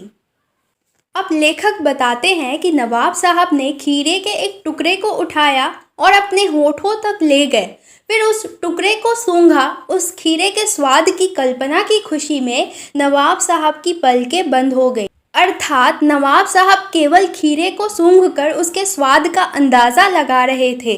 खीरे के स्वाद के अंदाजे से नवाब साहब के मुंह में पानी भर आया और पानी की उस घूंट को उन्होंने गले से नीचे उतार लिया। ये सब करने के बाद नवाब साहब ने खीरे के टुकड़े को बिना खाए ही खिड़की के बाहर छोड़ दिया। भला ये कैसी नवाबी हुई? खैर, नवाब साहब ने खीरे के हर एक टुकड़े को नाक के पास ले जाकर अपनी कल्पना में ही खीरे के रस का स्वाद लेकर खीरे के हर एक टुकड़े को खिड़की के बाहर फेंकते गए। अब लेखक बताते हैं कि नवाब साहब ने खीरे के सभी टुकड़ों को खिड़की के बाहर फेंककर तौलियों से हाथ और होठ पोंछ लिए और बड़े ही गर्व से आंखों में खुशी लिए लेखक की ओर देख लिया। ऐसा लग रहा था मानो वो लेखक से कह रहे हों कि यह है खानदानी रईसों का तरीका। अर्थात नवाब साहब ने लेखक को दिखाने के लिए कि वो खीरे जैसी साधारण वस्तु, साधारण चीज़ का उपयोग इसी तरह से करते हैं। सभी खीरे के टुकड़े को बिना खाए ही खिड़की के बाहर फेंक दिया। अब लेखक बताते हैं कि नवाब साहब ने जो खीरे की तैयारी की और इस्तेमाल किया था उससे वो थक गए थे और थक कर वो अपनी बर्थ पर लेट गए, यानी अपनी सीट पर लेट गए।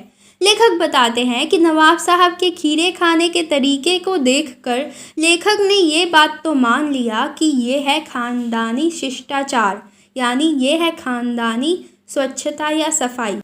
लेखक कहते हैं कि वो इस बात पर गौर कर रहे थे कि नवाब साहब के द्वारा खीरा इस्तेमाल करने का ये जो तरीका था, यानी खीरे की खुशबू और स्वाद की कल्पना से संतुष्ट होने का ये जो तरीका था, इसे छोटा या श्रेष्ठ या एवरेस्ट तरीका कहा जा सकता है।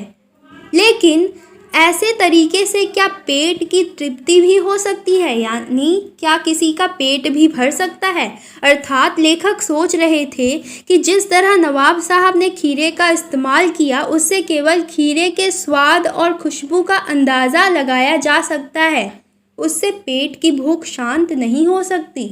परंतु नवाब साहब की ओर से ऊंचे डकार का शब्द ऐसे सुनाई दिया जैसे उनका पेट भर गया हो, और नवाब साहब ने लेखक की ओर देखकर कहा कि खीरा होता तो बहुत स्वादिष्ट है, लेकिन जल्दी पचने वाला नहीं होता है और साथ ही साथ बेचारे बदनसीब पेट पर बोझ डाल देता है, यानी खीरा जो होता है वो पचने में टाइम लेता है। ऐसा नवाब साहब ने लेखक से कहा। नवाब साहब की ऐसी बातें सुनकर लेखक कहते हैं कि उनके ज्ञान चक्षु खुल गए, अर्थात लेखक को जो बात समझ नहीं आ रही थी अब समझ में आ रही थी।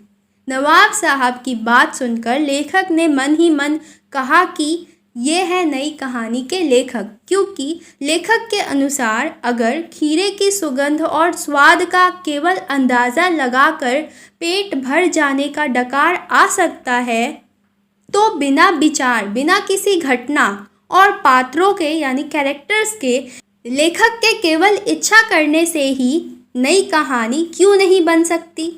तो बस यहीं पर हमारा जो चैप्टर है वो ख़त्म हो जाता है। तो दैट्स इट, ये था हमारा लखनवी अंदाज़ का एक्सप्लेनेशन। आई होप आप लोग को मेरा ये एक्सप्लेनेशन, मेरा ये अंदाज़ पसंद आया होगा। तो जाते जाते वीडियो को एक लाइक और चैनल को सब्सक्राइब करके ही जाना। आप में से बहुत कम ही लोग हो जो इस चैनल को सब्सक्राइब करते हो, तो प्लीज़ सब्सक्राइब करके ही जाना। तो मिलते हैं आपसे नेक्स्ट वीडियो में एक और नए चैप्टर के साथ। तब तक के लिए हंसते रहिए, खुश रहिए। जय हिंद, जय Bharat. Hello friends, welcome back to this channel. तो आज हम शुरू करने वाले हैं क्लास 10 का एक चैप्टर जिसका नाम है एक कहानी यह भी। तो आओ चलो चैप्टर का एक्सप्लेनेशन शुरू करते हैं। उससे पहले जिन लोगों ने चैनल को सब्सक्राइब नहीं किया है कर लो और वीडियो को लाइक कर देना अगर पसंद आए तो। और तुम लोग चाहो तो मुझे इंस्टाग्राम पर फॉलो कर देना, जिसका लिंक वो डिस्क्रिप्शन बॉक्स से मिल जाएगा। तो चलो शुरू करते हैं। एक कहानी यह भी। तो इस चैप्टर में जो लेखिका है मन्नू भंडारी जी, वो हमें बताती हैं कि उनका जन्म मध्य प्रदेश के भानपुरा गांव में हुआ था, लेकिन जब वो कुछ बड़ी हुई तो वो अजमेर के ब्रह्मपुरी मोहल्ले के 2 मंजिला मकान में रहती थी। मकान के ऊपरी हिस्से में यानी कि सेकंड फ्लोर पर उनके पिताजी रहते थे और वो वहाँ पर अपने लिखने पढ़ने का काम करते रहते थे, और नीचे में उनका बाकी का परिवार रहता था। उनकी माँ जो थी वो पढ़ी लिखी नहीं थी, लेकिन घर की जिम्मेदारियों को वो बहुत ही अच्छी तरह से निभाती थी। अजमेर आने से पहले लेखिका के पिताजी इंदौर में रहते थे और वहाँ पर वो प्रतिष्ठित थे यानी कि पॉपुलर थे, और वहाँ पर उनका रिस्पेक्ट भी था। वो कांग्रेस के लोगों के साथ मिलकर समाज सुधार का काम करते रहते थे। वो न केवल शिक्षा का उपदेश देते थे बल्कि स्टूडेंट्स को घर बुलाकर पढ़ाते भी थे। लेखिका के पिताजी का जीवन उन दिनों खुशहाल था। वो कोमल और संवेदनशील व्यक्ति थे, यानी कि वो सॉफ्ट और सेंसिटिव व्यक्ति थे। उसके साथ साथ वो अहमवादी यानी कि उनके अंदर ईगो ज़्यादा था और वो क्रोधी भी थे। सो लेखिका बताती हैं कि उसने अपने पिताजी को अपने टूटे हुए गुणों और आशाओं के बोझ तले ही दबा हुआ देखा है। यानी कि जब लेखिका बड़ी हुई तो वो लोग अजमेर में आकर रहते थे, तो उन दिनों उनके पिताजी का जो रवैया था वो बिल्कुल बदल गया था और वो काफ़ी ही दुखी रहते थे। इंदौर में आर्थिक घाटा होने के बाद वे अजमेर आ गए, यानी कि इंदौर में उनको मनी में काफ़ी ही लॉस हुआ, प्रॉब्लम्स हुआ, इसी वजह से वो लोग अजमेर आ गए। और वहाँ पर उनके पिताजी ने अपना अंग्रेज़ी हिंदी शब्दकोश लिखा, यानी कि वहाँ पर उनके पिताजी जो थे उन्होंने अपना अंग्रेज़ी हिंदी ग्लॉसरी लिखा। उन्हें सम्मान तो मिला पर उससे उनको अच्छा खासा धन नहीं मिला, यानी कि अच्छा खासा पैसा नहीं मिला। यानी कि उनके पिताजी ने जब ग्लॉसरी को बेचा तो उनको अच्छा खासा पैसा नहीं मिला, तो उनको पैसे की प्रॉब्लम्स की वजह से वो जो राज ठाट से मतलब एकदम ठाटबाट से रहना पसंद करते थे वो अब ठीक से नहीं रह पा रहे थे, जिसकी वजह से वो अंदर ही अंदर वो एकदम स्ट्रिक्ट मैन बनते जा रहे थे। ओके, और उनका यह क्रोध लेखिका की माँ पर उतरता, यानी कि उनके पिताजी का जो क्रोध था, गुस्सा था, वो लेखिका की माँ पर वो उतारा करते थे। अपनों द्वारा किए गए विश्वासघातों ने उन्हें इतना शक्की और चिड़चिड़ा बना दिया कि बात बात पर अपना गुस्सा लेखिका और उसके भाई बहनों पर उतारते रहते थे। तो यहाँ पर लेखिका जो है वो बताती हैं कि वो यहाँ पर अपने पिताजी के बारे में गुणगान नहीं कर रही हैं, वो तो बस यह बताना चाह रही हैं कि पिता के कौन से गुण और दोष उसके अंदर समाये और कौन सी ऐसी बातें थी जिनकी वजह से उनके अंदर हीन भावना जागी। लेखिका बचपन में कमज़ोर थी और उनका रंग काला था, जिस कारण उनके पिताजी उनको उतना पसंद नहीं करते थे, जबकि उनसे थोड़ी बड़ी बहन जिसका नाम सुशीला था, उसको उसके पिताजी चाहते थे क्योंकि वो गोरी थी और सुंदर भी थी और लेखिका की उपेक्षा करते रहते थे, यानी कि लेखिका को बुरा भला कहते रहते थे। इस वजह से नाम, सम्मान और प्रतिष्ठा यानी कि पॉपुलर होने के बाद भी लेखिका उस हीन भावना की वजह से अपने पर भरोसा नहीं कर पाती थी। लेखिका को अपने में विश्वासघातों को झेलने वाले पिताजी के शक्की स्वभाव की झलक दिखाई देती है। तो लेखिका हमें बताती हैं कि उनके अंदर उनके पिताजी का जो शक्की स्वभाव था वो आ गया है। कभी कभी लेखिका और उनके पिताजी दोनों के बीच में टक्कर हो जाता था विचारों को लेकर। लेखिका ने बताया है कि उनके परिवार की लड़कियां जब 16 इयर्स की हो जाती थीं और 10 पास कर लेती थी तो उनकी शादी कर दी जाती थी।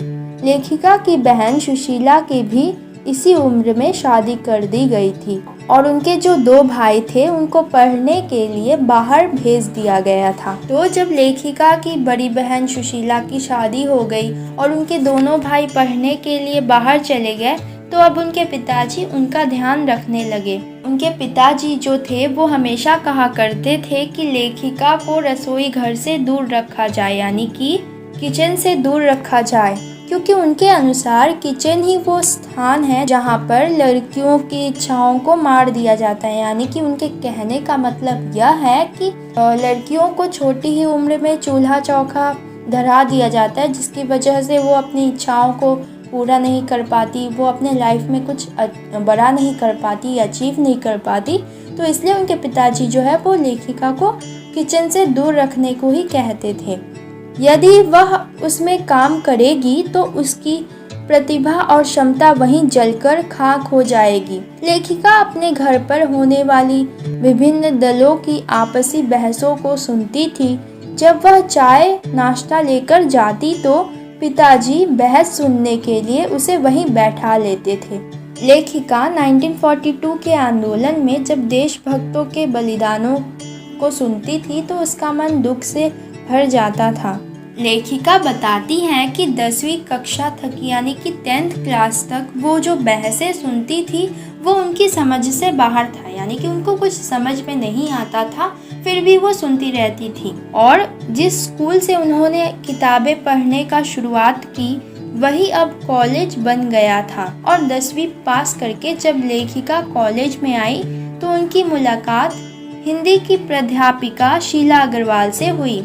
उन्होंने लेखिका को साहित्य के क्षेत्र में प्रवेश करवाकर पुस्तकों के चयन, उनको पढ़कर बहस करना, साहित्यकारों के विषय में जानने की दिशा दी। यानी कि शीला अग्रवाल ने ही लेखिका को उन पुस्तकों को पढ़कर समझना, उन पर बहस करना, ये सब सिखाया। कई लेखकों की रचनाओं ने उन पर विशेष प्रभाव डाला। उन्होंने शीला अग्रवाल से साहित्य के विषय में बहुत कुछ सीखा। अब जिन लोग को नहीं पता साहित्य मतलब क्या होता है मैं बताती चलूँ। साहित्य का मतलब होता है लिटरेचर। शीला अग्रवाल ने न सिर्फ लेखिका की साहित्य सीमा को बढ़ाया, यानी कि उनके लिटरेचर का जो नॉलेज था उसको न सिर्फ बढ़ाया, बल्कि उनके पिताजी जो देश के स्थितियों के अनुसार जो कार्यक्रम चला रहे थे उनमें भी उनको भाग लेने की प्रेरणा दी।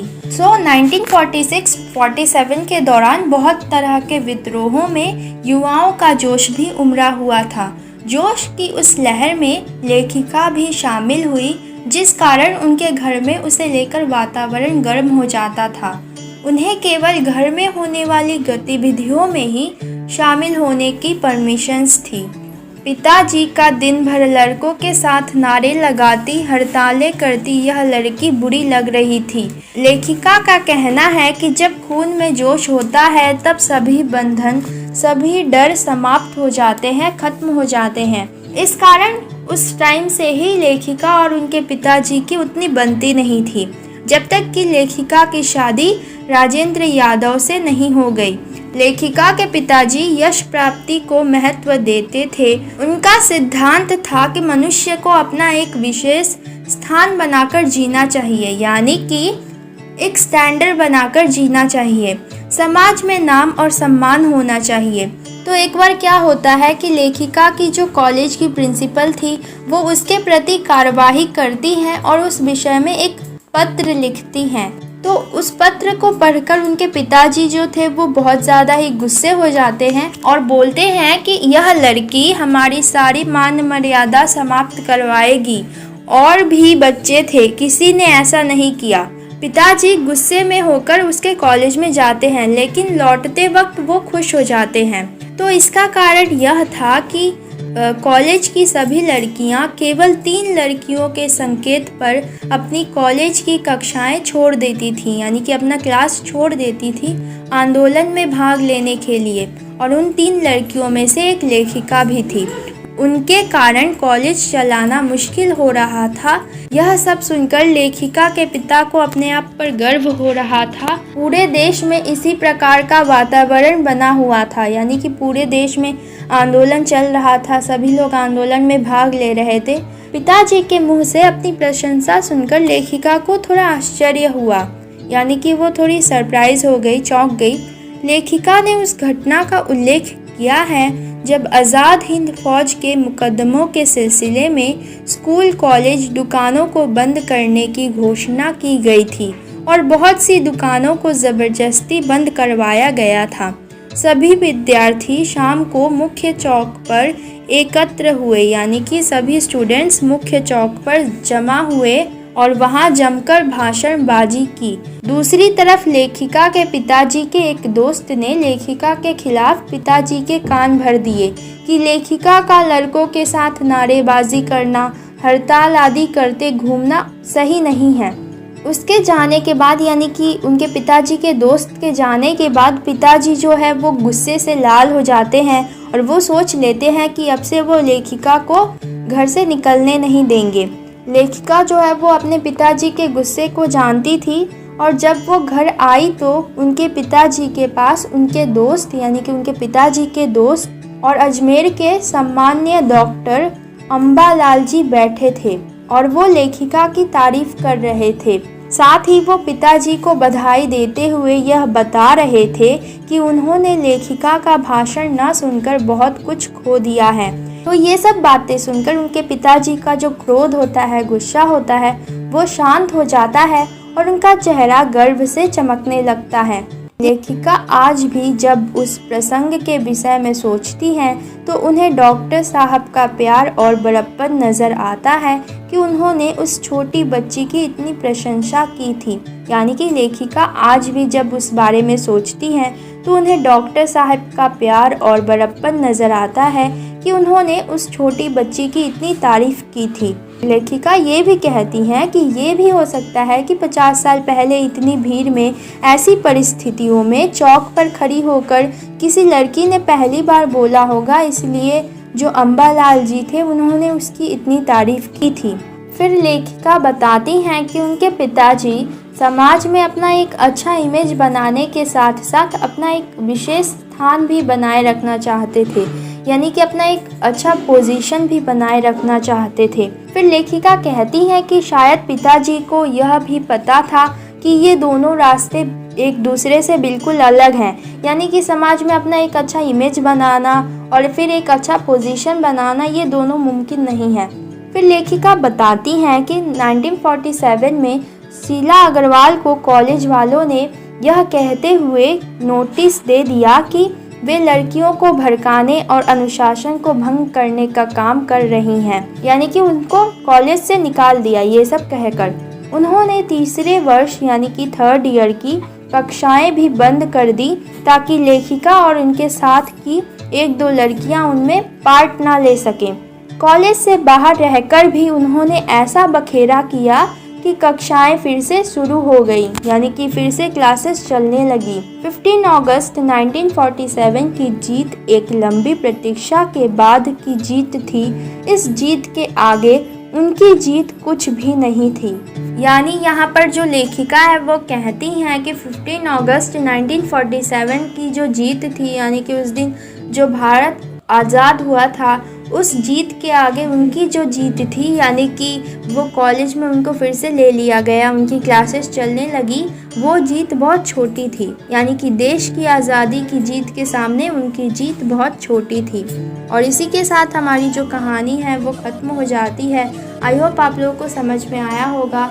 तो प्लीज़ यार जाते जाते वीडियो को लाइक और चैनल को सब्सक्राइब करते जाओ और मुझे इंस्टाग्राम पर फॉलो कर लेना। तो मिलते हैं नेक्स्ट वीडियो में, तब तक के लिए bye bye. Hey guys, welcome back to the channel. तो फ्रेंड्स, आज मैं आपके लिए लेकर आई हूँ क्लास 10 से एक और इम्पॉर्टेंट चैप्टर, जिसका नाम है नौबत खाने में इबादत।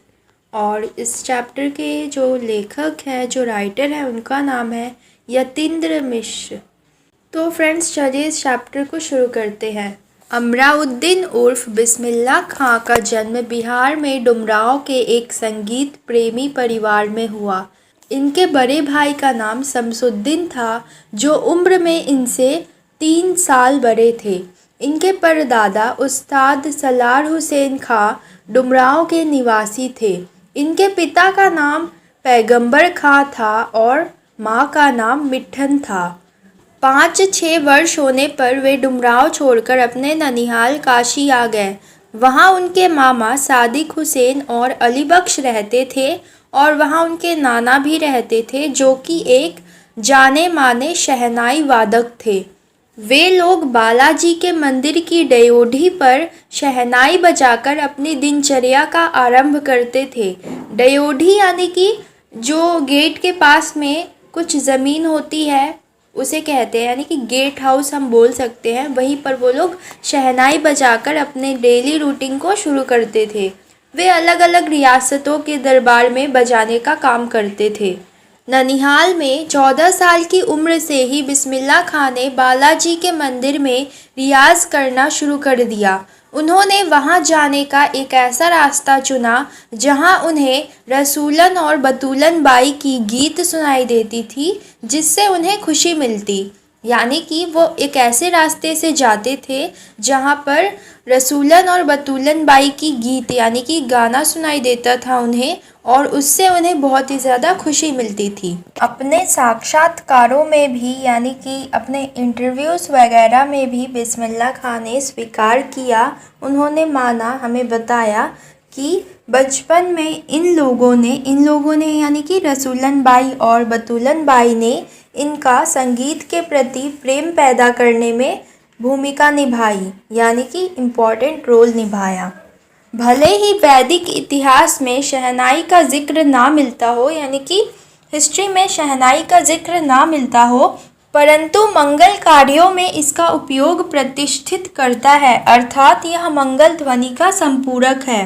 बिस्मिल्लाह खां ने 80 वर्ष के होने के बावजूद भी हमेशा 5 वक्त वाली नमाज में शहनाई के सच्चे सुर को पाने की प्रार्थना में बिताया। यानी कि वो जब भी नमाज पढ़ते थे तो वो हमेशा शहनाई के सच्चे सुर मांगा करते थे। मुहर्रम के 10 दिन बिस्मिल्लाह खां अपने पूरे ख़ानदान के साथ ना तो शहनाई बजाते थे और ना ही किसी कार्यक्रम में भाग लेते। 8वीं तारीख को वे शहनाई बजाते और डालमंदी से फातमान की 8 किलोमीटर की दूरी तक भींगी आँखों से नोहा बजाकर निकलते हुए सबकी आँखों को भिगो देते।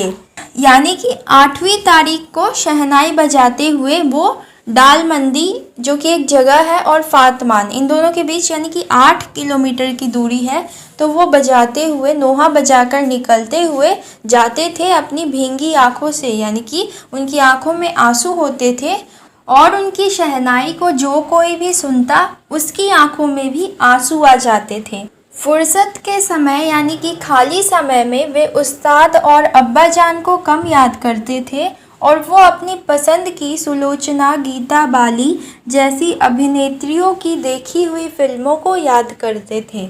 वे अपनी बचपन की घटनाओं को याद करते थे कि कैसे वे छुपकर अपनी नाना को शहनाई बजाते हुए सुनते और बाद में उनकी मीठी शहनाई को ढूंढने के लिए एक एक कर शहनाई को फेंकते और कभी मामा की शहनाई पर वो पत्थर पटक देते थे।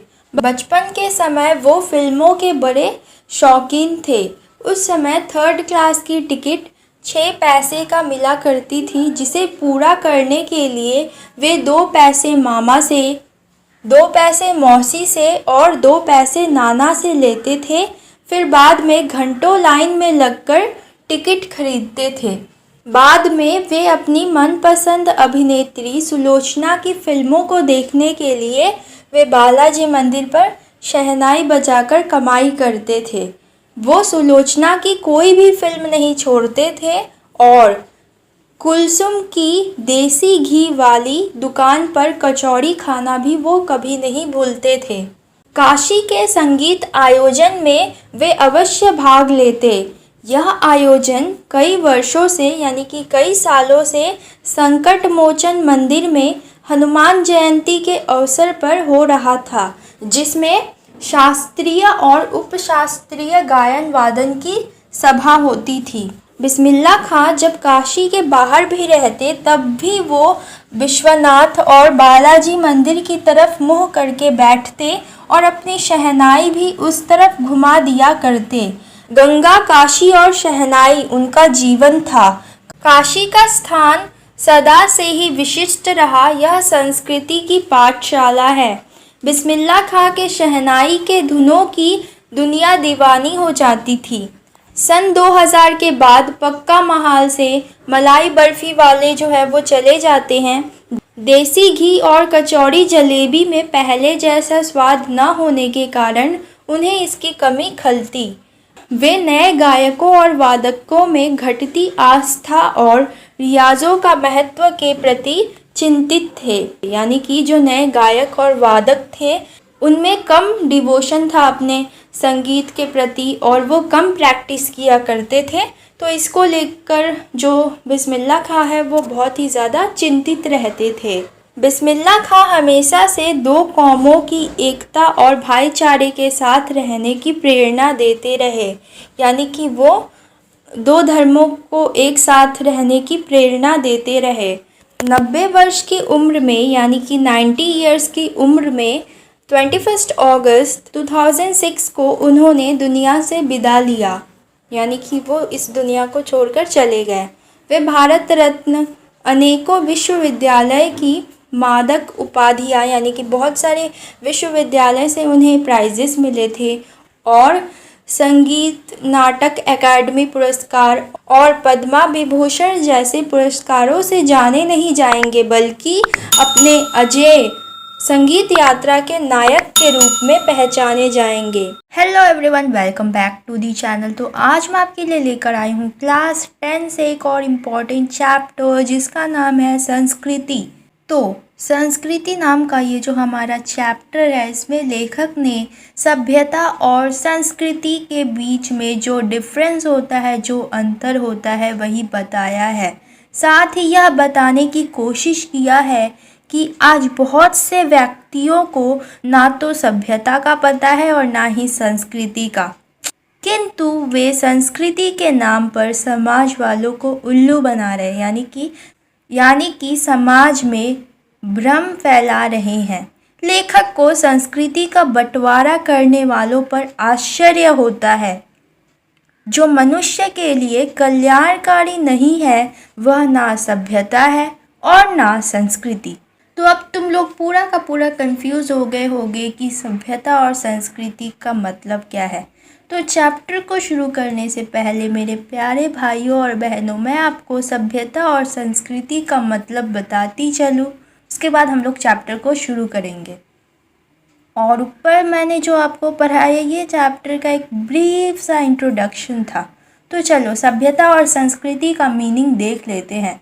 तो पहले संस्कृति जिसे इंग्लिश में कल्चर कहा जाता है।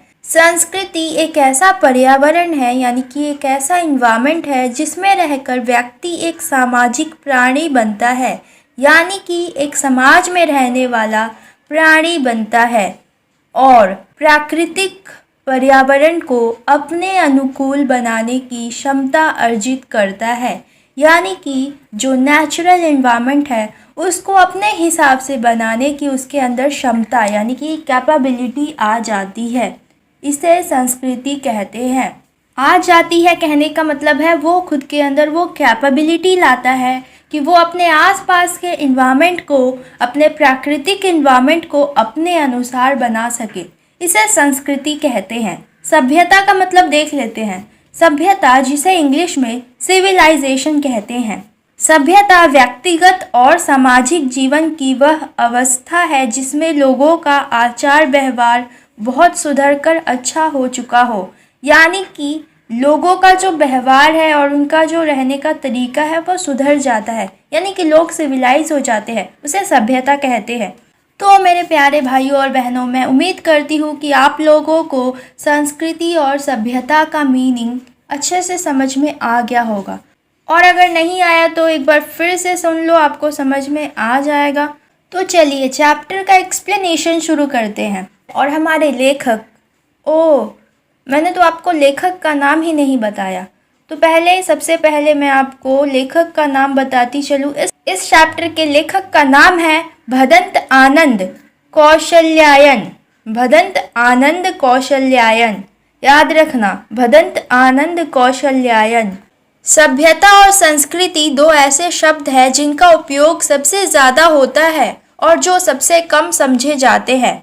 स्थिति तब और विकट हो जाती है, यानी कि सिचुएशन और ज़्यादा तब खराब हो जाती है जब इनके साथ बहुत सारे विशेषणों का प्रयोग होता है। अब तुम लोग मुझसे मत पूछना कि विशेषण क्या होते हैं, फिर भी मैं आपकी जानकारी के लिए बताती चलूँ कि विशेषण को इंग्लिश में एडजेक्टिव कहते हैं। लेखक इन शब्दों के अंतर को समझाने के लिए हमें दो उदाहरण यानी कि एग्जाम्पल देता है। पहला उदाहरण है अग्नि के आविष्कार का और दूसरा सुई धागे का। जी हाँ, सुई धागे का। जब मानव का अग्नि से परिचय नहीं हुआ था, यानी कि जब मानव को, इंसान को आग के बारे में नहीं पता था, उस समय जिस व्यक्ति ने सबसे पहले आग का आविष्कार किया होगा वो बहुत बड़ा आविष्कर्ता रहा होगा, यानी कि बहुत ही बड़ा इन्वेंटर रहा होगा। ठीक इसी तरह से वह व्यक्ति भी बहुत बड़ा आविष्कर्ता रहा होगा, यानी कि बहुत ही बड़ा इन्वेंटर रहा होगा, जिसने यह कल्पना की होगी, जिसने यह इमेजिन किया होगा कि लोहे के एक टुकड़े को घिसकर उसके एक सिरे को छेद कर और उसमें धागा पिरोकर कपड़े के दो टुकड़े को एक साथ जोड़ा जा सकता है। वह योग्यता, प्रवृत्ति अथवा प्रेरणा जिसके बल पर आग और सुई धागे का आविष्कार हुआ, वह व्यक्ति विशेष की संस्कृति है, जबकि उस संस्कृति द्वारा जो आविष्कार हुआ उसे सभ्यता कहा जा सकता है। मैं उम्मीद करती हूँ कि इस लाइन का मतलब आप लोगों ने नहीं समझा होगा, तो मैं समझाती चलूँ। कहने का मतलब यह है कि वह योग्यता, यानी कि उसके अंदर जो कैपेबिलिटी थी और उसके अंदर जो प्रेरणा था, जिसके बल पर उसने, जो इंसान जिसने आग और सुई धागे का आविष्कार किया, वो व्यक्ति विशेष की संस्कृति है, यानी कि वो एक संस्कृति कहलाएगी। जो उसने आविष्कार किया वो संस्कृति है। संस्कृति यानी कि उसने अपने आसपास के एनवायरनमेंट में से ही अपने अनुसार चीज़ों को इन्वेंट किया, जबकि उस संस्कृति द्वारा जो आविष्कार हुआ, यानी कि उस संस्कृति द्वारा जो इन्वेंट हुआ, उसे सभ्यता कहा जा सकता है। सभ्यता यानी कि सिविलाइजेशन। जो उसने इन्वेंट किया वो आज के इंसान की जो व्यवहार है, रहने का तरीका है, उसे वो अच्छा कर रहा है। यानी कि ये जो आग है और ये जो सुई धागा है, ये हमें हमारे जीवन के तरीके को सिविलाइज कर रहा है, इसीलिए ये सिविलाइजेशन हुआ, सभ्यता हुआ। तो एक सुसंस्कृत व्यक्ति, यानी कि जिसके अंदर अपने आसपास के एनवायरनमेंट को अपने अनुसार बनाने की जो कैपेबिलिटी होती है, वो व्यक्ति किसी नई चीज़ की खोज करता है, किंतु उसकी संतान यानी कि उसके जो जनरेशन है, उसके जो बच्चे हैं, उनको खोज की गई वह चीज़ अपने पूर्वज से अपने आप मिल जाती है। इस संतान को तो सभ्य कहा जा सकता है, यानी कि उन्हें सिविलाइज तो कहा जा सकता है, किंतु सुसंस्कृत नहीं, क्योंकि उन्होंने ये इन्वेंशन किया ही नहीं। उन्होंने अपने आसपास के इन्वायरमेंट को अपने अनुसार नहीं बनाया। उदाहरण के लिए, यानी कि एग्जाम्पल के लिए, न्यूटन ने गुरुत्वाकर्षण के सिद्धांत का आविष्कार किया था, यानी कि जो न्यूटन थे उन्होंने ग्रेविटी खोजा था। किंतु आज के युग के भौतिक विज्ञान के जो विद्यार्थी हैं उनको गुरुत्वाकर्षण के अतिरिक्त कई अन्य बातों का भी ज्ञान है जिनसे शायद न्यूटन अपरिचित ही रहे हो। यानी कहने का मतलब यह है कि न्यूटन ने ग्रेविटी को खोजा था, लेकिन आज के युग के जो साइंस स्टूडेंट्स हैं उनको ग्रेविटी के बारे में भी पता है और बहुत सारी ऐसी बातें भी पता है जिसे शायद न्यूटन नहीं जानते होंगे। आज के विद्यार्थी को न्यूटन से अधिक सभ्य तो कह सकते हैं, यानी कि आज के जो स्टूडेंट्स हैं वो न्यूटन से ज़्यादा सिविलाइज तो कहे जा सकते हैं, किंतु न्यूटन के बराबर सुसंस्कृत नहीं कह सकते। यानी कि आज के युग के जो साइंस के स्टूडेंट्स हैं वो इन थ्योरीज को पढ़कर सिविलाइज तो हैं, लेकिन वो न्यूटन के बराबर सुसंस्कृत नहीं है। यानी कहने का मतलब यह है कि वो लोग अपने आसपास का जो प्राकृतिक और सामाजिक इन्वायरमेंट है उसको अपने अनुसार नहीं बना रहे, यानी कि वो किसी चीज़ का खोज नहीं कर रहे, इसलिए वो न्यूटन के बराबर सुसंस्कृत हम उन्हें नहीं कह सकते। तो लेखक कहता है कि आग के आविष्कार के पीछे पेट को भरने की प्रेरणा रही होगी, यानी कि आग का आविष्कार कैसे हुआ होगा, उस टाइम पर सबसे ज़रूरत रही होगी इंसानों की पेट को भरने की, यानी कि एक मांस का टुकड़ा है उसे कैसे कच्चा खाया जाए, तो उसे पकाकर खाने के लिए आग का आविष्कार हुआ होगा। पेट को भरने के लिए ये उसकी एक ज़रूरत रही होगी, इसी की वजह से आग का आविष्कार हुआ। ठीक उसी तरह से सुई धागे के आविष्कार के पीछे ठंड से बचने और अपने शरीर को सजाने की प्रेरणा प्रमुख रही होगी। यानी कहने का मतलब यह है कि सुई धागे के आविष्कार का जो सबसे मेन कारण रहा होगा वो या तो ठंड से बचने के लिए या फिर अपने शरीर को सजाने के लिए। लेखक का मानना है कि यदि किसी व्यक्ति का पेट भरा हुआ है और उसके तन पर बदन पर कपड़े हैं तो वह रात में आकाश में तारों को देखकर निठल्ला नहीं बैठ सकता। इस प्रकार का जो व्यक्ति होता है वो तारों के रहस्यों को जानने के लिए प्रयास करेगा, तो इस प्रकार का व्यक्ति संस्कृत व्यक्ति होगा, यानी कि उसके अंदर जिज्ञासा होगी तारों के बारे में जानने की, तो वो तारों के बारे में जानने की कोशिश करेगा। तो इस प्रकार का जो व्यक्ति होता है वो संस्कृत व्यक्ति कहलाता है। अतः संस्कृति का जनक वही है जो भौतिक कारणों से नहीं अपितु अपने अंदर की सहज जिज्ञासा के कारण ज्ञान की प्राप्ति करता है। यानी कहने का मतलब यह है कि संस्कृत व्यक्ति वही है जो अपनी इच्छाओं को पूरा करने के लिए नहीं, बल्कि अपने अंदर की जो जिज्ञासा है, जो क्यूरियोसिटी है, उसके कारण जो ज्ञान प्राप्त करता है, जो नॉलेज प्राप्त करता है, वही व्यक्ति संस्कृत व्यक्ति है। यानी अपनी इच्छाओं को ना देखकर अपने अंदर की जो क्यूरियोसिटी है उसके लिए जो व्यक्ति ज्ञान प्राप्त करता है वही व्यक्ति संस्कृत व्यक्ति है। संस्कृति का दूसरा हिस्सा हमें ऐसे ही मनुष्यों से मिला है। मनुष्य यानी कि जो ज्ञान विद्वान लोग हैं उनसे ही हमें कल्चर का दूसरा हिस्सा मिला है। फिर आगे जो लेखक है वो कहता है कि दूसरों के कल्याण के लिए, दूसरों की भलाई के लिए जो आविष्कार होते हैं वो तो संस्कृति है ही, साथ में हमें जो मनुष्यों से यानी कि जो ज्ञान विद्वान लोगों से जो मिला है वो भी संस्कृति है। लेकिन इसके अलावा संस्कृति वो भी है जो हम दूसरों के कल्याण के लिए काम करते हैं, वो भी संस्कृति ही कहलाता है। जैसे कि लेखक यहाँ पर कुछ उदाहरण देते हुए कहते हैं कि जो अपने मुंह की ओर से ले जाते हुए कौर को दूसरे के मुंह में डाल देते हैं, या फिर रोगी बच्चे को गोद में लिए हुए सारी रात माँ बैठी रहती है। ऐसा सुना जाता है कि रूस का भाग्य विधाता लेनिन डबल रोटी के सूखे टुकड़े को खुद ना खाकर दूसरों को खिला देता था। संसार के मजदूरों को सुखी देखने के लिए कार्ल मार्क्स ने अपना सारा जीवन दुख में बिता दिया। यहाँ तक कि गौतम बुद्ध ने अपना घर केवल इसलिए छोड़ दिया, इसलिए त्याग कर दिया, अपना सारा राजपाट इसलिए त्याग कर दिया ताकि वो लोगों के दुख को समझ सके और ज्ञान को प्राप्त कर सके। तो इस तरह से ऐसी योग्यता जो किसी महामानव से उसका सब कुछ त्याग कराती है, वह संस्कृति है। तो संस्कृति क्या है? संस्कृति जो दूसरों के भलाई के लिए जो आविष्कार होते हैं वो संस्कृति है। जो हमें मनीषियों यानी कि ज्ञान विद्वान लोगों से जो कुछ मिला है वो संस्कृति है। और जो दूसरों के लिए, दूसरों के कल्याण के लिए अपना सब कुछ त्याग कर, अपना सब कुछ छोड़कर दूसरों के हित में, दूसरों के भलाई के लिए काम करते हैं, वो संस्कृति है। अब सभ्यता क्या है? संस्कृति का परिणाम है सभ्यता। हमारे खाने पीने के जो तरीके हैं, हमारे ओढ़ने पहनने के तरीके, हमारे आने जाने के साधन यानी कि जिन ट्रांसपोर्ट का यूज़ करके हम यहाँ से वहाँ आते जाते रहते हैं, हमारे परस्पर कट मरने के तरीके यानी कि लड़ाई झगड़ा में हम जिन हथियारों का इस्तेमाल करते हैं, ये सब हमारी सभ्यता है। फिर जो लेखक है वो आगे कहते हैं कि मानव की जो योग्यता उससे आत्मविनाश के साधनों का आविष्कार कराती है, उसे संस्कृति या असंस्कृति क्या कहे।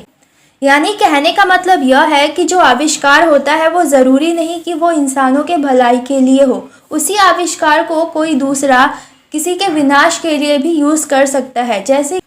जैसे कि जो आग का आविष्कार हुआ वो एक तरह से हम उससे खाना पकाते हैं, तो ये सारे मानव के भलाई के लिए यूज़ किया जाता है। उसी आग को किसी के घर जलाने के लिए भी यूज़ किया जा सकता है। तो ऐसे ही जो लेखक है वो हमसे क्वेश्चन कर रहे हैं कि मानव की जो योग्यता उसे आत्मविनाश के साधनों का आविष्कार कराती है, उसे संस्कृति कहे या असंस्कृति, क्या कहे? असंस्कृति ही कहेंगे। इसी प्रकार से जिन साधनों के बल पर एक आदमी आत्मविनाश में जुटा है, उन्हें हम उसकी सभ्यता समझे या असभ्यता। यानी कि कोई आदमी जो है वो अगर किसी के विनाश में जुटा हुआ है किसी साधनों के बल पर, तो उसे हम सभ्य व्यक्ति नहीं कह सकते, उसे हम असभ्य व्यक्ति ही कहेंगे। संस्कृति का यदि कल्याण की भावना से नाता टूट गया तो वह असंस्कृति होकर ही रहेगी, और ऐसी संस्कृति का अवश्य भावी परिणाम असभ्यता के अतिरिक्त दूसरा क्या होगा।